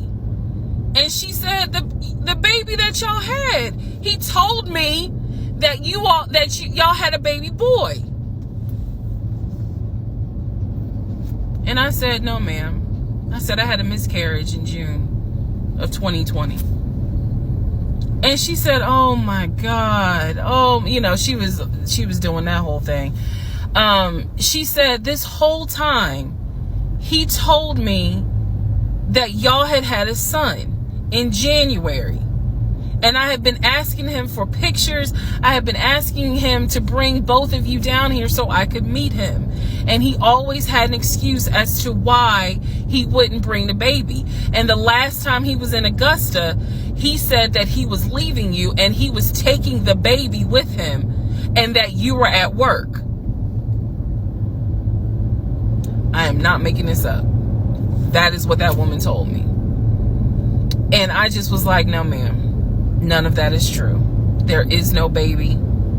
I said I had no idea he was going to Augusta. Next part. Part 43. Who the fuck did I marry? So after the conversation with the aunt, again, she's telling me that Legion has been keeping up this lie that we had a son. I have let her know, no ma'am, there was no baby. We did not have a baby. And I said, I thought that he told you. And she said, he's told a few people that you all had a baby. And she said, because I know some people were trying to send a gift to celebrate the birth. I didn't know anything about that. Didn't know anything about that. So she said, he's trying to come stay with me. She said, but I don't think I want him to, again, she's an older lady. She was like, I don't think I want him to come here because I don't really want to get involved with his divorce again. And I said, what do you mean again? I said, are you talking about the previous wife? And I said the previous ex-wife's name. She said, I don't know who that is. I'm talking about LaTanya, that one, the first one. And I said, well, what happened? Do y'all remember I said in my previous video that I read their divorce records. He had filed for divorce and they had a temporary protection order against each other. I said that. So now the aunt is on the phone saying that she had to go to court and testify on Legion's behalf in regards to the temporary protective order. And I was like, well, what happened? She said they got into a fight with each other. And she slapped him. And I said, well, do you know why they got into a fight? And she said, yeah, apparently he had lied to the wife and it was something major and they got into a physical fight. And she said that woman almost beat his behind. And so he asked the court for a temporary protective order. So now I'm just getting the backstory on how that TPO was even came into play. So I told her, I said, Miss Christy, we'll call her. I said, you don't have to worry about that. I said, we're not, he's already signed the paperwork. We're not fighting. I don't have it in me. I don't. So I said, I'm not going to tell you not to have certain people in your home, but I am going to tell you that I'm just barely kind of discovering exactly what the lies are in regards to Legion. So if you feel comfortable having him in your home, then do it. I said, but I am going forward with this divorce, and once the divorce is final, I will have nothing to do with him. And I said, and I'm so sorry, that he lied to you and kind of pulled at your heartstrings in regards to a baby. I said, there is no baby. So she said, so y'all are really getting a divorce? I said, and I didn't want to cuss to the older ladies, but I said, yes, ma'am, we are. And so we get off the phone. Also during this time, Legion would call me every now and then. Legion had no idea. I've spoken to his ex-wife. I've spoken to his brother. I've spoken to his female cousin. He had no idea. I have now, if we want to go through real quick and talk about what we can confirm. We can confirm that there is no sister. We already knew there was no baby. There was no VP job. Again, he was a temp, and apparently he was making decent money. So what I believe, and this is just what I think off of putting pieces together, I think that he made enough money to pay the household bills, because it wasn't as if the household bills were so expensive. He made enough money to live on his own. But instead of him living on his own, he's living with me. So we can also confirm that when he told me that he was paying his car off and he called the dealership and paid his car off, we can confirm that that's a lie. That story will come up later on. So pretty much at this point, the only thing I know to be true: his name, his date of birth, the secondary social security number that was on my background check, and that he has 2 brothers and the parents are deceased. At this point in time of July 2021, that's all that I was able to confirm that to be true. So later on, Legion calls me. He calls me because he wants some money. He just needs a little bit of money to hold him over till payday. And so we're on the phone. The call, again, I was recording all my calls at the time.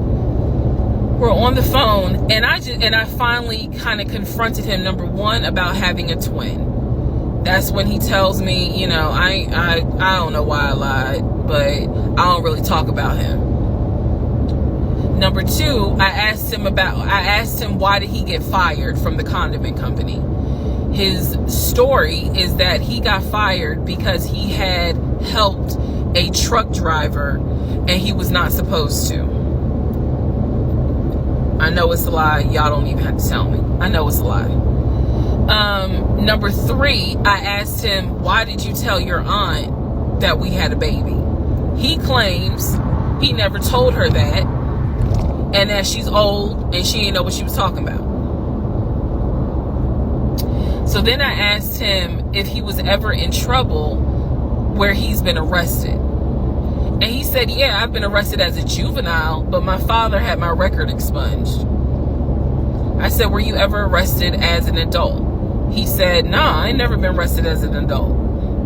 I said, so you never went to weekend jail? He said, no, I don't even know what that is.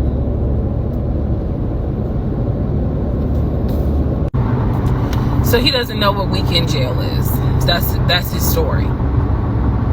And so he was still standing by the lies he told me. So finally, I just asked him, and this is where let me just say it. I asked him, why the hell did you even marry me? Like, why? Why did you even marry me? Because you easily could have just stayed dating or been the boyfriend or just moved on with your life. Like, you didn't have to marry me. You didn't have to pull me into a marriage and make me think that this is what you wanted. This is what he said to me on that phone call. He said, I had to marry you. And I was like, no, you didn't. He said, yes, I did. He said, I knew full well from day one that there was no way you were going to stay my girlfriend for longer than a year. He said, I knew it. He said, I knew in order to keep you, I was going to have to marry you. Y'all, my jaw hit the ground. I could not believe he said that. And he said it so matter of fact. And I was like, that is the most fucked up thing you could ever say. Part 44. Who the fuck did I marry? The videos that you saw earlier were filmed earlier today. And yes, I'm aware. It was brought to my attention.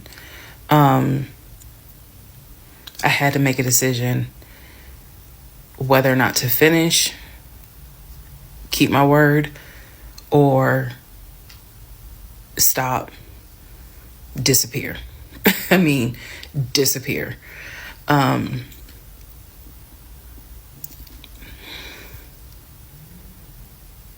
Okay. Let's finish. So, first of all, let me say this. It is not easy telling this story. It's entertaining. I know it's gone viral, but it is not easy telling this story. I made a decision to tell this story. I made a decision to share my story, what I went through, in hopes that it helps just one person.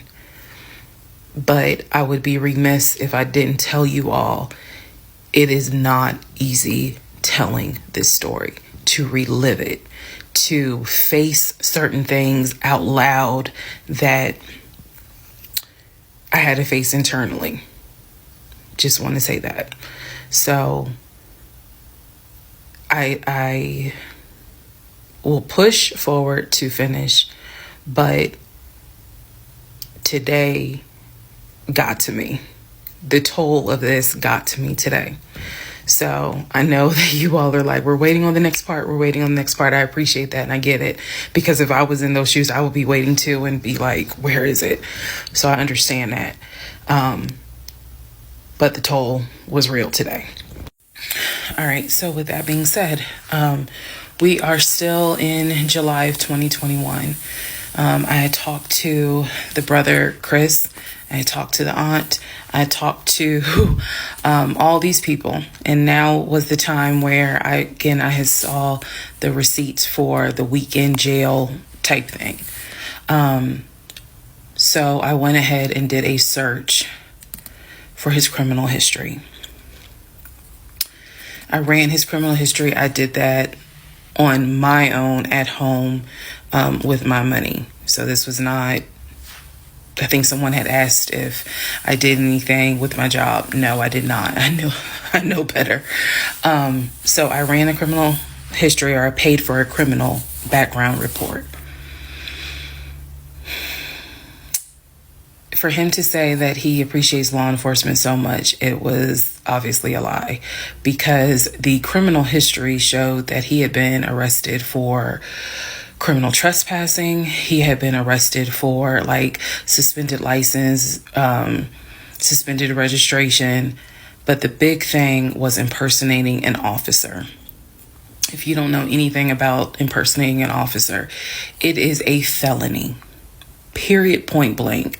As sure as Peachtree runs from Bankhead to Buckhead, it is a felony. So seeing what court it was in, I did another open records request for the incident report. I wanted to know exactly what the circumstances were, especially given the fact that I worked in law enforcement at the time. What were the circumstances as to how he was arrested for impersonating an officer? So I did an open records request. I got the incident report, and I'm tired of saying my jaw hit the floor. But on this one, my jaw hit the fucking floor. I respect law enforcement. Again, I was working in an agency with a lot of great men and women. Basically, what the incident report, and I'm paraphrasing it because I don't have it sitting in front of me. Basically, what the incident report shows is that he pretended to be an officer using a badge. I later found out it was the badge that his dad had as a former correction officer. Same last name. So he was pretending to be a police officer at an apartment complex on the south side of Atlanta, and proceeded to tell people that he was an investigator and he was looking for drugs. He also proceeded to try to pat down someone, and then also proceeded to try to go into a woman's apartment and do a search. This is in the incident report. So naturally, the woman who he was trying to get into her apartment to do a search happened to either work with or worked at a local police department. So she just simply called her coworkers or called her homeboys or whatever. And so he was subsequently arrested and subsequently was charged and found guilty. That is what I found in his criminal record report. It is fair to note, had I known that he had a criminal history, we never would have even finished date number 1. Some things I'm just not going to get involved with if I know from the rip. So what does this mean? Again, we've been going over what's the lie, what can you confirm? I can confirm that there was no way that this man ever had a passport to take me to London. When he claimed that he was voting in the election, there's no way that he did, because he tried to tell me that he was still a registered voter in California and that he did it online. I knew it was a lie, but again, at this point in July, I'm able to confirm that, yeah, you never had a passport. You never voted. The small things that mean something to me, he never did it. He wasn't eligible to. So now I know that not only have you, yes, been arrested. Now, what happened as a juvenile, I don't care. But you have been arrested. You have done some sort of time. And now it explains why you knew your way around the county so well.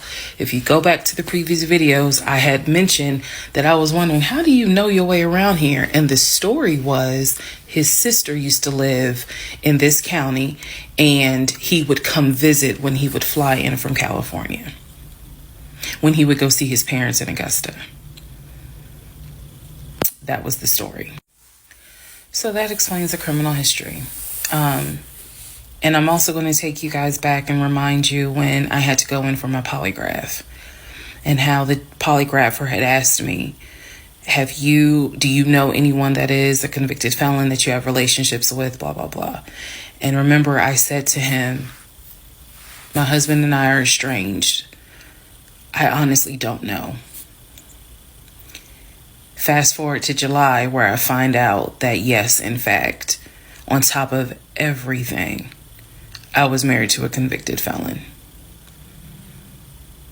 Had no idea. No idea whatsoever. And it's nothing but the grace of God that I was honest with the polygrapher and telling him, look, I don't know what's in this man's background. To say that I have no idea who I married is an understatement. It is a complete understatement.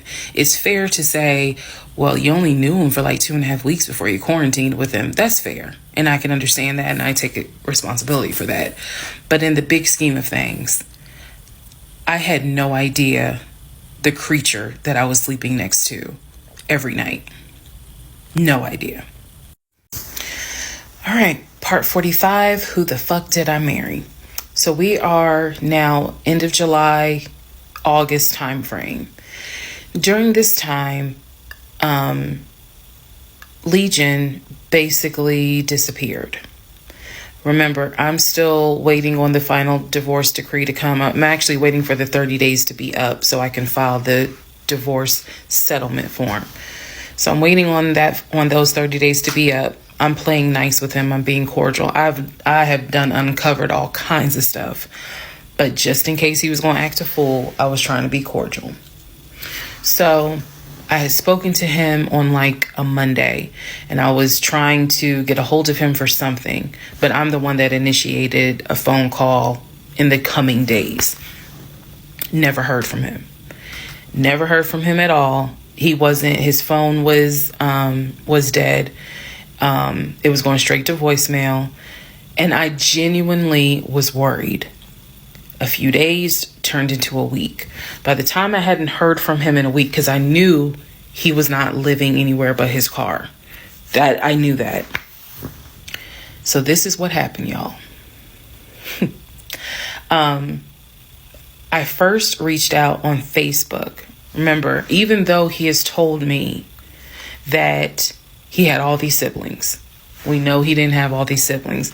But remember, I told y'all I had met the brother in Augusta, and I had met the brother in Baltimore. These are people I've met. The brother in Baltimore I talked to on FaceTime. The brother in Augusta I've actually physically met, hugged, shake hands, all that. So I reached out on Facebook to people that I remember him talking about all the time. The friend Omar, the brother in Augusta, the brother in Baltimore. another cousin in Augusta. I was doing a search for these people's names, just like, hey, have you heard from Legion? The brother in Augusta told me, no, I haven't heard from him. I've been trying to reach him, but the phone's going straight to voicemail. I knew he was living in his car. So my brain was doing everything it could not to go on the deep end. I reached out on Facebook to the brother in Baltimore. And I said, hey, gave him my name. And I said, have you heard from Legion? Now, mind you, the brother in Baltimore and him have talked on speakerphone. I guess it's important that I make that distinction. They have talked on speakerphone. So I know that they have talked at least in 2020. So I said to him, again, according to Legion, they talk all the time. But I have heard them on the phone in 2020. So I said, have you talked to him? The brother from Baltimore informs me, no, I ain't talked to him. He owes me money. So I ain't got nothing to say to him. And I said, wait a second, he was telling me that y'all are brothers. He was like, man, he's like a brother. But I don't fuck with it. I don't fuck with him because he owes me money. So they had not spoken. This is now July 2021. They had not spoken in well over 6 months. So all the phone calls, this is what it means, guys. All the phone calls that he had with the brother in Baltimore in 2021 were not real. Then I reached out to the Omar guy. And I remember the story was that he and him known each other's years since California, worked together at the condiment company. I reached out to Omar and said, have you heard from Legion by any chance? Explained who I was. He responds with, and I'll never forget it. He responds with, no, I have not heard from him. I have absolutely no contact with him whatsoever. We are not friends. And I would appreciate if you do not reach out to me again about him. The stories I was told was that this dude is supposedly his best friend. Shocking moment. So they had not spoken in years. They're not cool. He does not fool with him. Okay. Went on to the next person, a female cousin I had met. She said, no, I have not heard from him. Why would I hear from him? We don't really talk. I think she was genuinely weirded out by the fact that I'm reaching out to her out of the blue, asking, hey, by any chance, have you talked to my soon-to-be ex-husband? So what I discovered because he ended up being gone for 2 weeks. What I discovered in those 2 weeks, let me be very clear with the statement I'm getting ready to make. I reached out to every person I know who apparently has had some form of relationship with him. Either he said that they were friends, they talked on the phone, he said they hung out. The brother in Baltimore, I was told, had been to the house while I was at work. Brother in Baltimore said, no, that never happened. I've never been to your house. All these people knew that Legion was a liar. And I think that they all felt bad, with the exception of the Omar guy, felt bad that I was kind of just discovering what they've known for years. In those 2 weeks, I found out every single person I reached out to, not a single one of them gave a shit if that man was dead or alive. All of them had the attitude, some even said it, no, I haven't heard from him. I don't care to hear from him. It was as if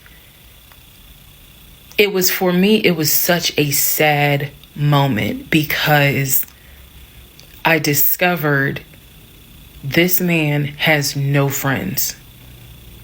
Fuck whatever he has said. I am now able to prove it. He has no friends. There is nobody who is concerned that they have not heard or seen him in over 2 weeks. Some people months. One guy years. None of them were concerned. So basically what I'm saying is that I discovered he had burned bridges with everyone.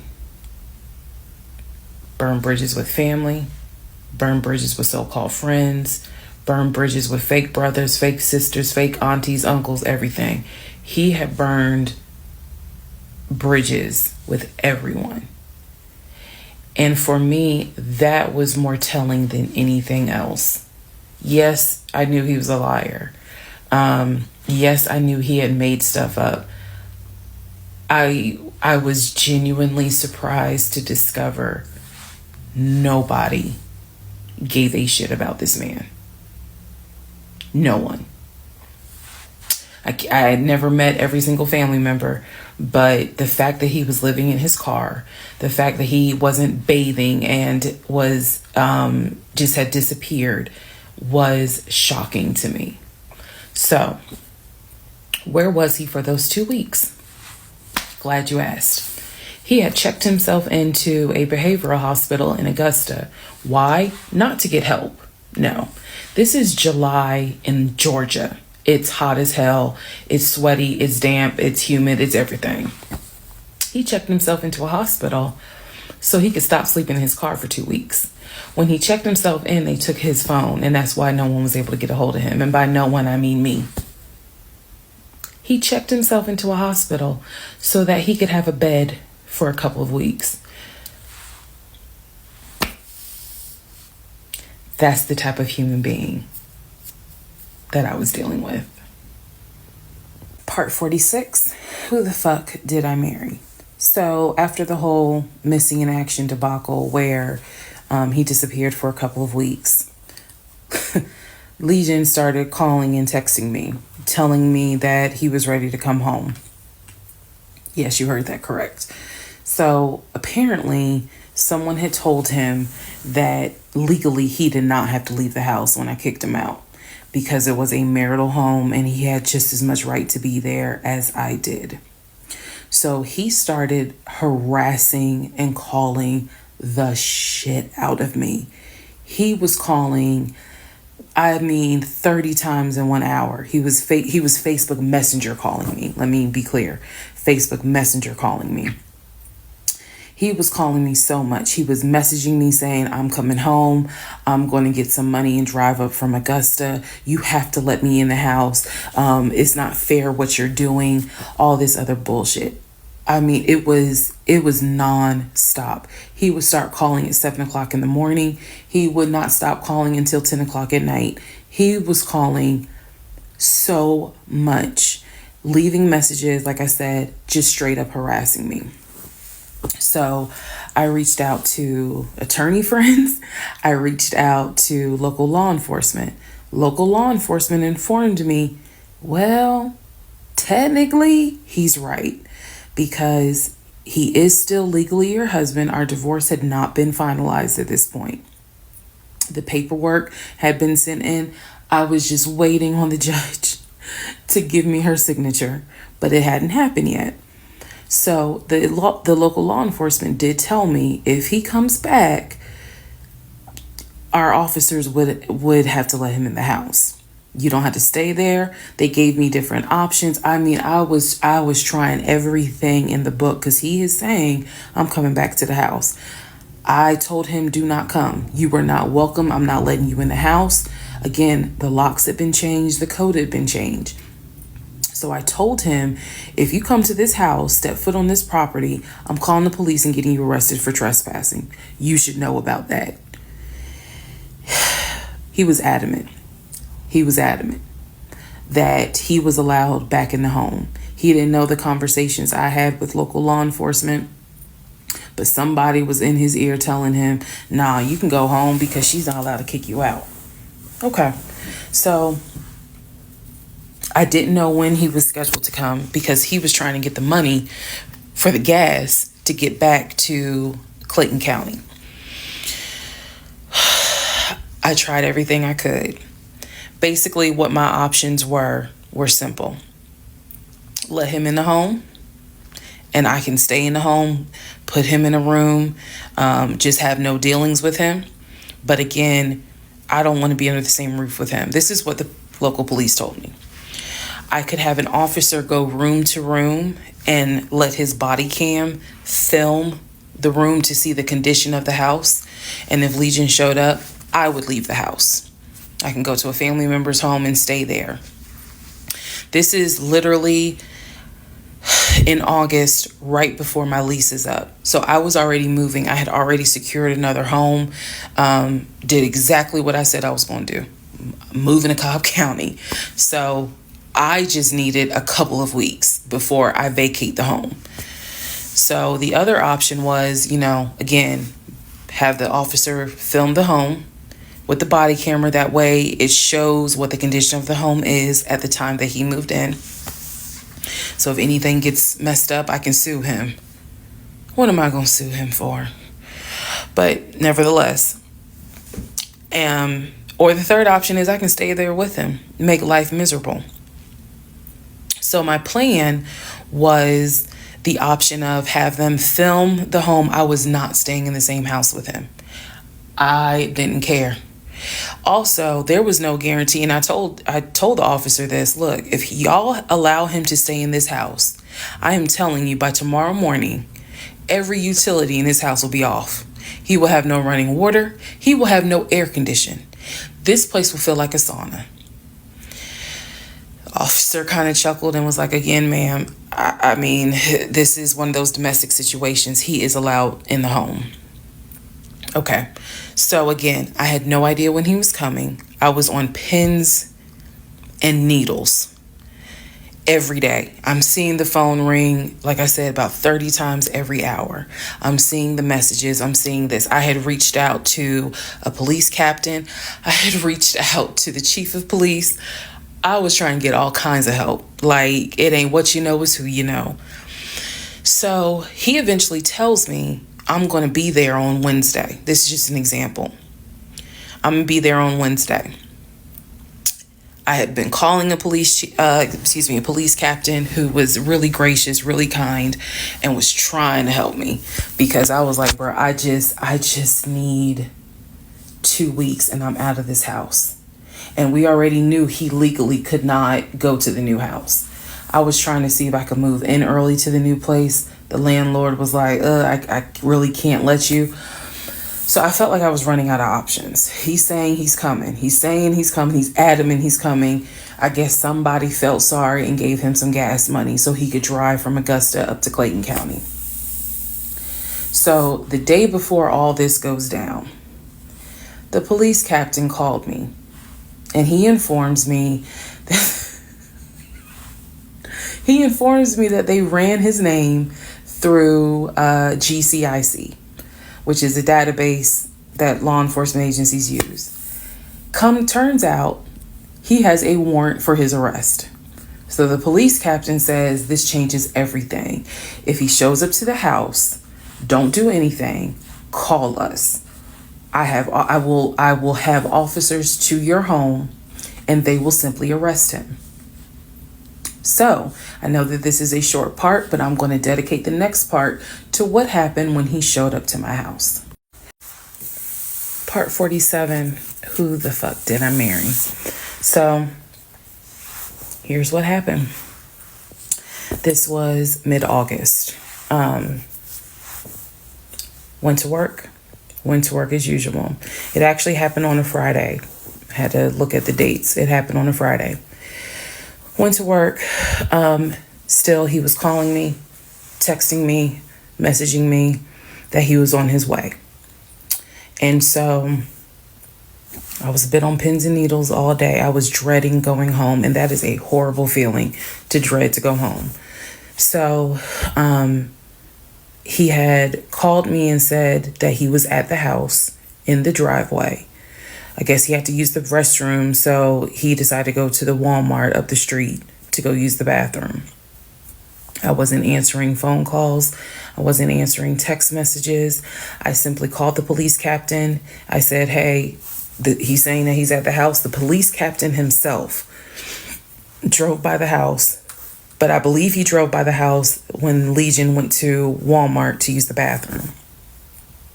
So the police captain was like, I don't see anyone there. But again, when you get home, if he is there, do not engage. Call us. Okay? No problem. Because I got you on speed dial. So I go home. I'm on the phone with both my mother and my aunt on a 3-way call. They're both like, oh my God, you know, what do we need to do? I drive into my subdivision. What he did not know was that he had backed into the driveway up against the garage. Normally I park my car in the garage, but what he didn't know was that at the time I was driving a fleet car. So I wasn't even in my normal car. And I know that he was waiting to see my car, the Nissan Altima that he helped get, pull in to the subdivision and then pull in towards my townhome. That didn't happen. Because I'm in a different car, he didn't recognize it. So when I turned onto my street, as sure as it is hot in Georgia in the summer, that man was sitting in the driveway in his Ford Taurus. Okay? So I live at the time not far from a cul-de-sac. So when you go straight down, you just turn around the cul-de-sac to come back up. So that's exactly what I did. I went to the corner, turned off so that I can see the house, but he would not have been able to see me. I went ahead and called 911. I was very calm, told them exactly what the captain had told me to say. I was like, my name is, the address is, I need police here because my ex-husband is here. He is not supposed to be here.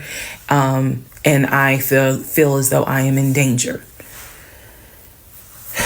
She said, okay. She, again, regular phone call. She said, we're dispatching police to your home.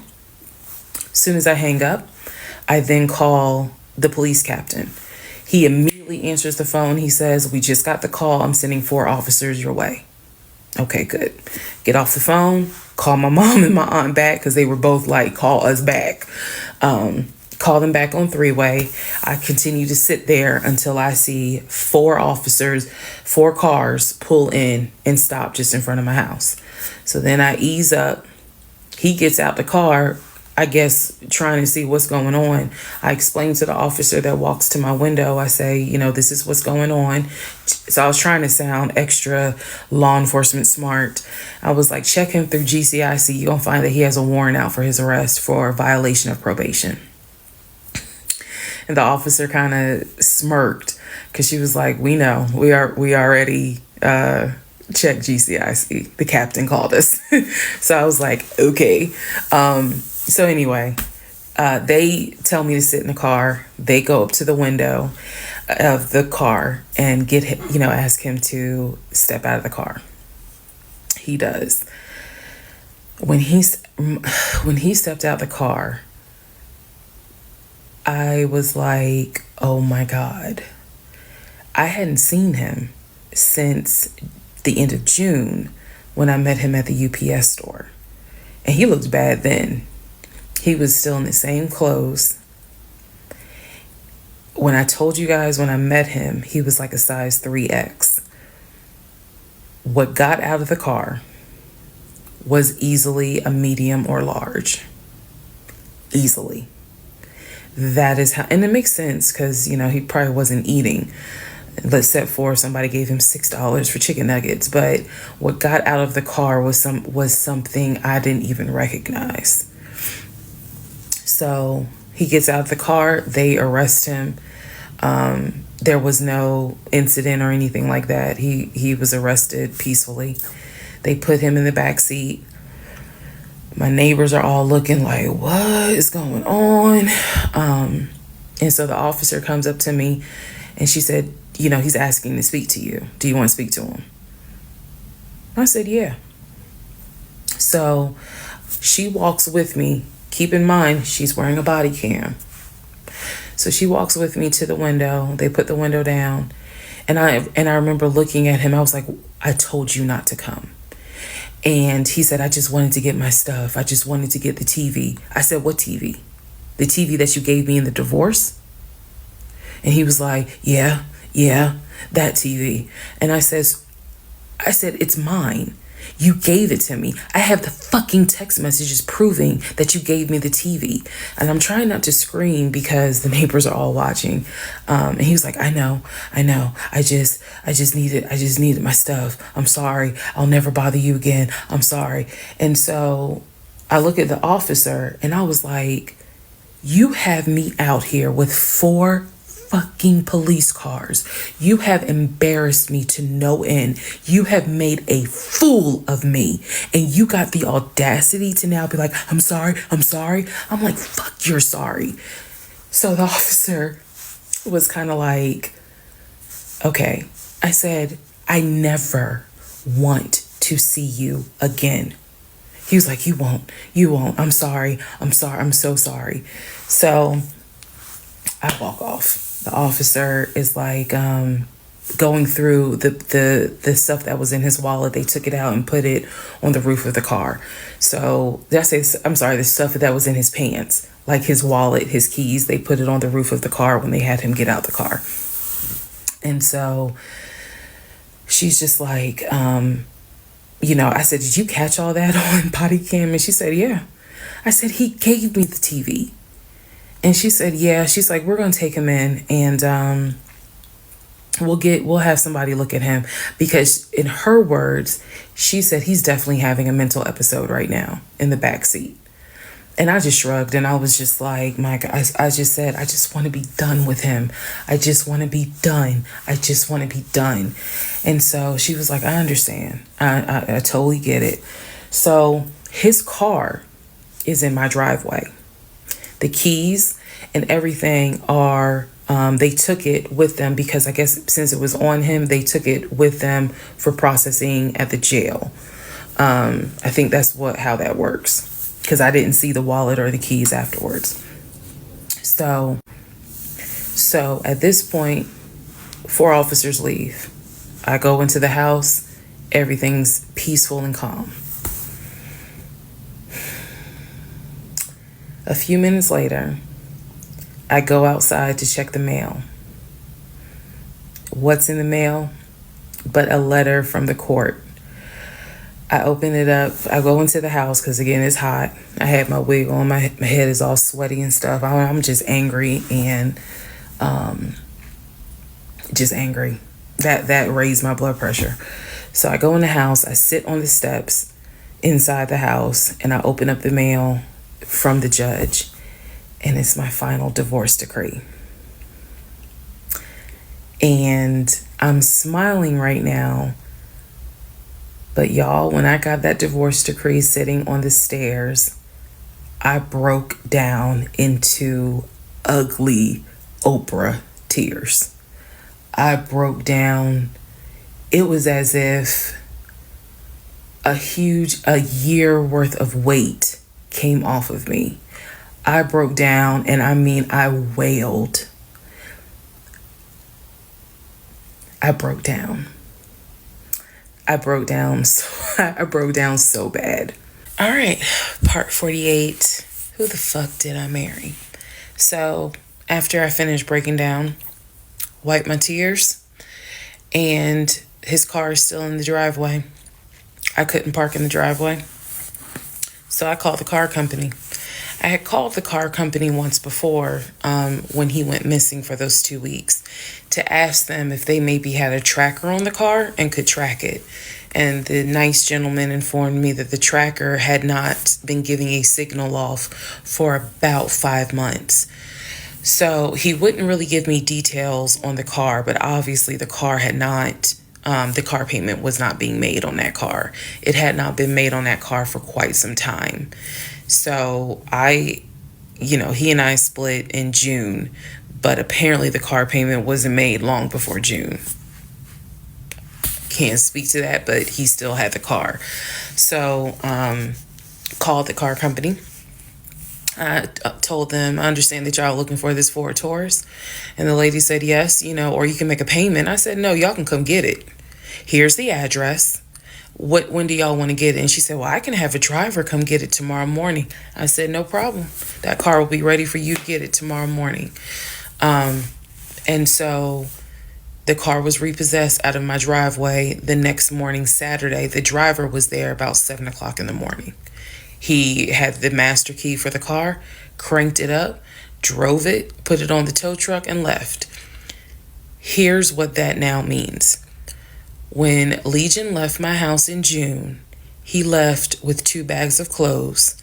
Everything else was in my house. At the end of July, or towards the end of July, everything that he had left in my house had been donated to the domestic violence shelter, which means that the only thing that Legion had were the clothes that he had taken with him in the car. When he got arrested in my driveway, all of his clothes were still in the car.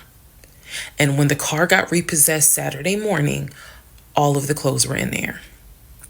Which means that when he went to jail, whenever he got out, he only got out with keys to a car he no longer had, a wallet with probably no money in it, and the clothes that were on his back. Everything else was gone. Now we can fast forward to what happened around August 29th. So I was scheduled to move August 31st. Remember, I'm moving up to Cobb County. We had been checking the court documents. He had a court date scheduled for around August 29th or August 30th. I don't remember the exact date. The court time was supposed to be around 9 o'clock in the morning. My mom was watching the court filings online. And according to her, because I missed it, they showed him on the screen because this was still during Zoom. They showed him on the screen, and then he was ushered out of the court into like a back area, and an attorney spoke on his behalf. Between the time that he had been arrested and the time of the court date, I had never in my life slept so good. Truthfully, never slept so good. I was officially divorced. I had no ties to him. There was nothing in the house of his there was nothing of his that was still in the house. I felt free. So when the court date happened and my mom told me what she saw on the Zoom, I was confused. Is he getting out? Is he having to serve time? What's going on? I called the courts. I tried to speak to his attorney, and his attorney had a horrible attitude and was like, "Why are you calling me?" And I informed him. I said, "Look, I'm a bit afraid of this man. So can you please just tell me if he is being released, or is he going to be kept, or if he is going to be sentenced to a longer jail term?" He said no, he's not being kept in a longer jail term because the warrant had expired. So when the police arrested him, yes, it was a valid arrest, but the warrant had expired. So I believe the warrant had expired like 6 months earlier, but of course it wasn't put in the system. Which means that if the court date is August 29th, he's going to be released August 29th or August 30th. I'm moving August 31st. So my mom was just like, please just spend the night at your aunt's house. Like, just spend the night at your aunt's house, then go back to the house during the day. The movers will be there, and then just move. So that's exactly what I did, because there was concern that he would get out of jail angry and catch an Uber with no money and come back to the house, either for retaliation or because he's just in a fucking manic mode. And so that's where he went. I really didn't want to take any chances. It's just that simple. I did not want to take any chances. I knew that at that point, legally, the law's on my side. Y'all are divorced. You have no reason to be at this home. I knew that that's what the police would say. But I wasn't 100% sure, because truthfully speaking, I did not know this man. We can make all the jokes we want. I did not know this man. I thought I knew him, but you never really know a pathological liar. So, needless to say, he got released August 30th. I went to my aunt's house for the night. August 31st, I went back to the house. The movers were there. They packed me up and we got out of there so quick. I think they packed me up in about 2 hours. I honestly told them there is extra money in this if you guys can get me packed up, meaning loaded up onto the truck, because everything was packed. But I explained to them this is a domestic situation. I need you guys to move quickly. When I moved out of that house on August 31st, anything that Legion touched, I got rid of. I sold the furniture. I sold dining room tables. I donated plates, glasses. When I tell you I moved out and I started over, I completely purged my life. Completely started over. I mean, I was not willing to take a single item into my new home that reminded me of him. From the dishes in the kitchen to the towels in the linen closet. When I tell you Amazon and Ross were my best friends, I mean they were my best friends, because I could not fathom moving into a new home, a new space, with anything that reminded me of him. I sold the bed, got a new bed. If he had bought me clothes, I got rid of them. If he bought me shoes and purses, okay, I kind of kept the heels. But everything else I got rid of. So I completely purged my life. Completely. Started over from the bottom in terms of just the move. I could not take any piece of him with me. Could not. Part 49, who the fuck did I marry? So after the whole, I moved and I started over, basically, completely started over.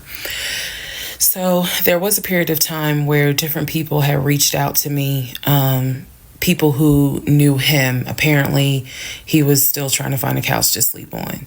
And so one guy in particular had reached out to me because I guess Legion had asked him if he could come and stay with him and his family, because he was homeless and had nowhere to go. And so he had lied and told the guy, because again, he's a liar. So he had lied and told the guy that, I had kicked him out. We're divorced. I had taken all his money. And so that's why he's homeless. So the gentleman simply was reaching out to me on Facebook to confirm what is actually true. And he and I talked, because he ended up calling me. He and I talked for a while. Very respectful, really nice guy, very compassionate. And so I told him, I was like, I said, we are divorced. So I have nothing to do with him. I said I wouldn't bring him in my house with my family if I were you. But that's just me. And so the guy was like, lady, he didn't say lady, but he was like, lady, you dodged a bullet. He was like, I know you may not see it now, my sister, but you dodged a bullet. You dodged a bullet big time. And so, just in talking to him, he was very encouraging. Like, it sounds like you got a good head on your shoulders. It sounds like you a good woman. And no, he was not flirting at all. He was like, it sounds like you a good woman. And I really hope this does not mess you up. Like, don't let him mess you up. Don't let him diminish your shine kind of thing. And I appreciate that. I did. Because at that time, again, had moved into my new place. 2021 was the worst year I ever had. I'm not saying that so that 2024 can be like, hold my beer. But 2021 was a dark year. Started out married, end of the year divorced, end of the year with COVID and divorced. And that period of time, that August, September time, I felt like I was just walking around like a numb woman. I didn't know if I was coming or going. I didn't know what to do, because I felt like I had just been through hell. And it was a period of time where I had to sit down and I had to really, really deal with some stuff that I just simply was not ready to deal with. Things that I had to come to grips with that I really wasn't ready to come to grips with. So fast forward all this time, get to December of 2021. Yes, this is where the story does end. Get to December of 2021. I am out sick with COVID. I'm not at work. I get a phone call from my coworker telling me that Legion has called our job looking for me and was trying to get information on how to reach me. Yes, I had already changed my number. Again, I had already moved, but he knew where I worked. So apparently he had called trying to find me, and the person that answered the phone was like, we're not going to give you that information. So he said, well, can you ask her to give me a call? I'm just trying to get a hold of her so I can get my stuff. The stuff he's talking about are those tote bags from July. So he was calling. And it was a problem. He was trying to reach out to me on Facebook. He was trying to reach out to family members on Facebook, trying to get me to call him so that he could make arrangements to come get his stuff. The devil is a lie. So my friend Tracy, who came to my rescue again, my friend Tracy was like, okay, here's what you're going to do. She said, you're going to send him a message and you are going to say these exact words. I sent him a text message. She said, and she told me, you're going to send a text message because it's going to be time-stamped. And basically the text message says, I do not have your stuff. I did not have your stuff. I have nothing that belongs to you. If you continue you are disrupting the work of my job by calling and asking for me. We have no contact with each other. I will send you a copy of the divorce decree that shows whatever is in your possession you own and whatever is in my possession I own. If you contact me directly or indirectly ever again, I will get a restraining order on you. Now, for those of you who are watching this in 2024, and you're probably like, wow, she's dramatic. Please understand that what I just said, I meant. I mean that. If you ever try to contact me directly or indirectly, I will get a restraining order.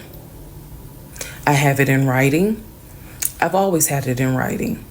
And if I need to rewrite it again in 2024, I will, because the boundaries still stand. And that, ladies and gentlemen, is the last time I had any contact whatsoever with my pathologically lying ex-husband. Part 50, who the fuck did I marry? So, the aftermath.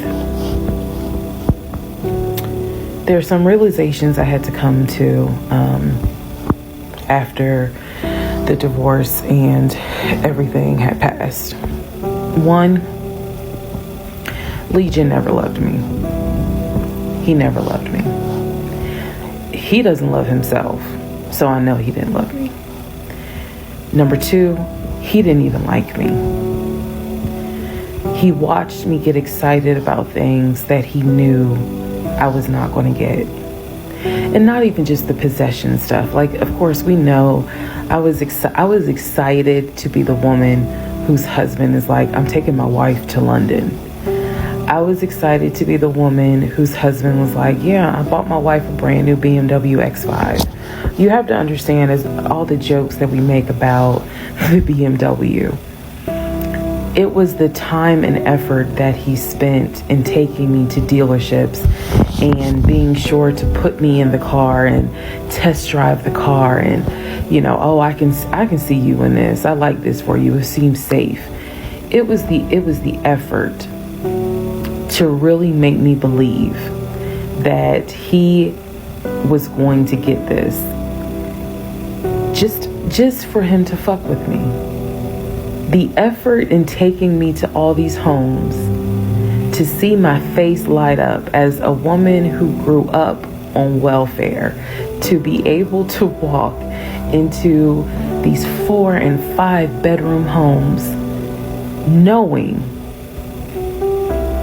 that he didn't have any money to buy it. Imagine if he had just been honest and said, hey, I like in my free time to go to open houses and just see how the other people live. Imagine if he had just said that versus wasting not only my time, but the wasting the time of the realtors who did nothing wrong. There's a level of cruelty to my ex-husband that I had never experienced before. And God knows, I pray I never experience it again. That's the word that comes to mind when I think of him. He is cruel. And it wasn't just me, he did it to the ex-wife. So, do I trust? No. I trust the people who were in my life before him. If we were friends or if we were in a relationship or whatever and I knew you before him, I trust you explicitly. But if you're somebody I just met, I don't trust you. I don't. There's no point in me getting on here and saying and making it seem like, oh, I'm so strong, I'm so brave. I struggle big time. Because on one hand, I want to like someone. On the other hand, I'm immediately thinking, what if it's a repeat? And I'm going to be honest with y'all, I can't go through that again. I can't. Every single thing in our relationship was a lie. It took me a while to realize every single day this man lied to me. Every single day he lied to me. Every conversation he had was a lie. I will never know how much he lied to me. I'll never know. I've made my peace with it. I will never know how deep it really truly goes. I only know what I experienced, and I only know what God allowed me to see. But I'm willing to bet that there's a lot I still don't know. When people say, oh, you dodged a bullet, like you just, and I've read a lot of the comments on this, and people have sent me a lot of the comments. And so I need to make one thing very clear. I am fully aware I dodged a bullet. I am so grateful to my God that I did not have that man's child. I'm sorry if that offends some of you, but it's the truth. I'm grateful that we didn't buy a house and that I'm not financially tied to him in any way, shape, or form. But I am also grateful for the fact that there are things about my ex-husband that I discovered in terms of how he is when it comes to other women. And I'm grateful that God has kept me and protected me. That's all I'm gonna say. So when I started out making this series and I made the decision to tell my story, my motive was I just want to help one person. If there is a woman out there who's like, God, I want to be married and I met this guy and something don't seem right, but maybe it's not that bad. My advice is, honey, just go ahead and do your research, because I can honestly tell you, being single sucks. Okay, in my opinion, sometimes it sucks, but being married to the wrong person is a type of hell no one should have to go through. You should not have to be married to someone that does not like you. You should not have to be married to someone that doesn't even love you. And I know what that is like. I know what it's like to be told, hey, babe, you know I love you. And yet, I swear, I think that man sat back in the recliner with his WWE Championship Roman Reigns belt and laughed his ass off at me every day. Like, damn, she really believed it. Ha ha ha ha ha. I do. I really do think that.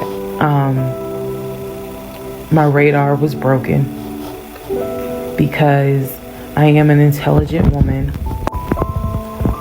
and I know that I know better. And I still sometimes ask myself, how the fuck did you let this happen? How did you let this be your story?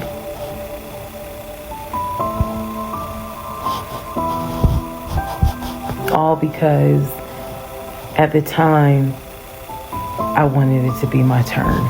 And I hoped it was my turn. And when people say, well, what do you mean by that? I just meant, we all see it, whether it's social media or real life, we all see where the woman she done been through some stuff, but she finally met someone who appreciates, loves, and respects her. And it is a beautiful thing. I had hoped that when I met him, it was my turn for that.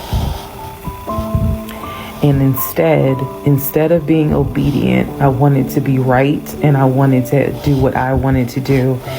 And the cost of that decision was heavy.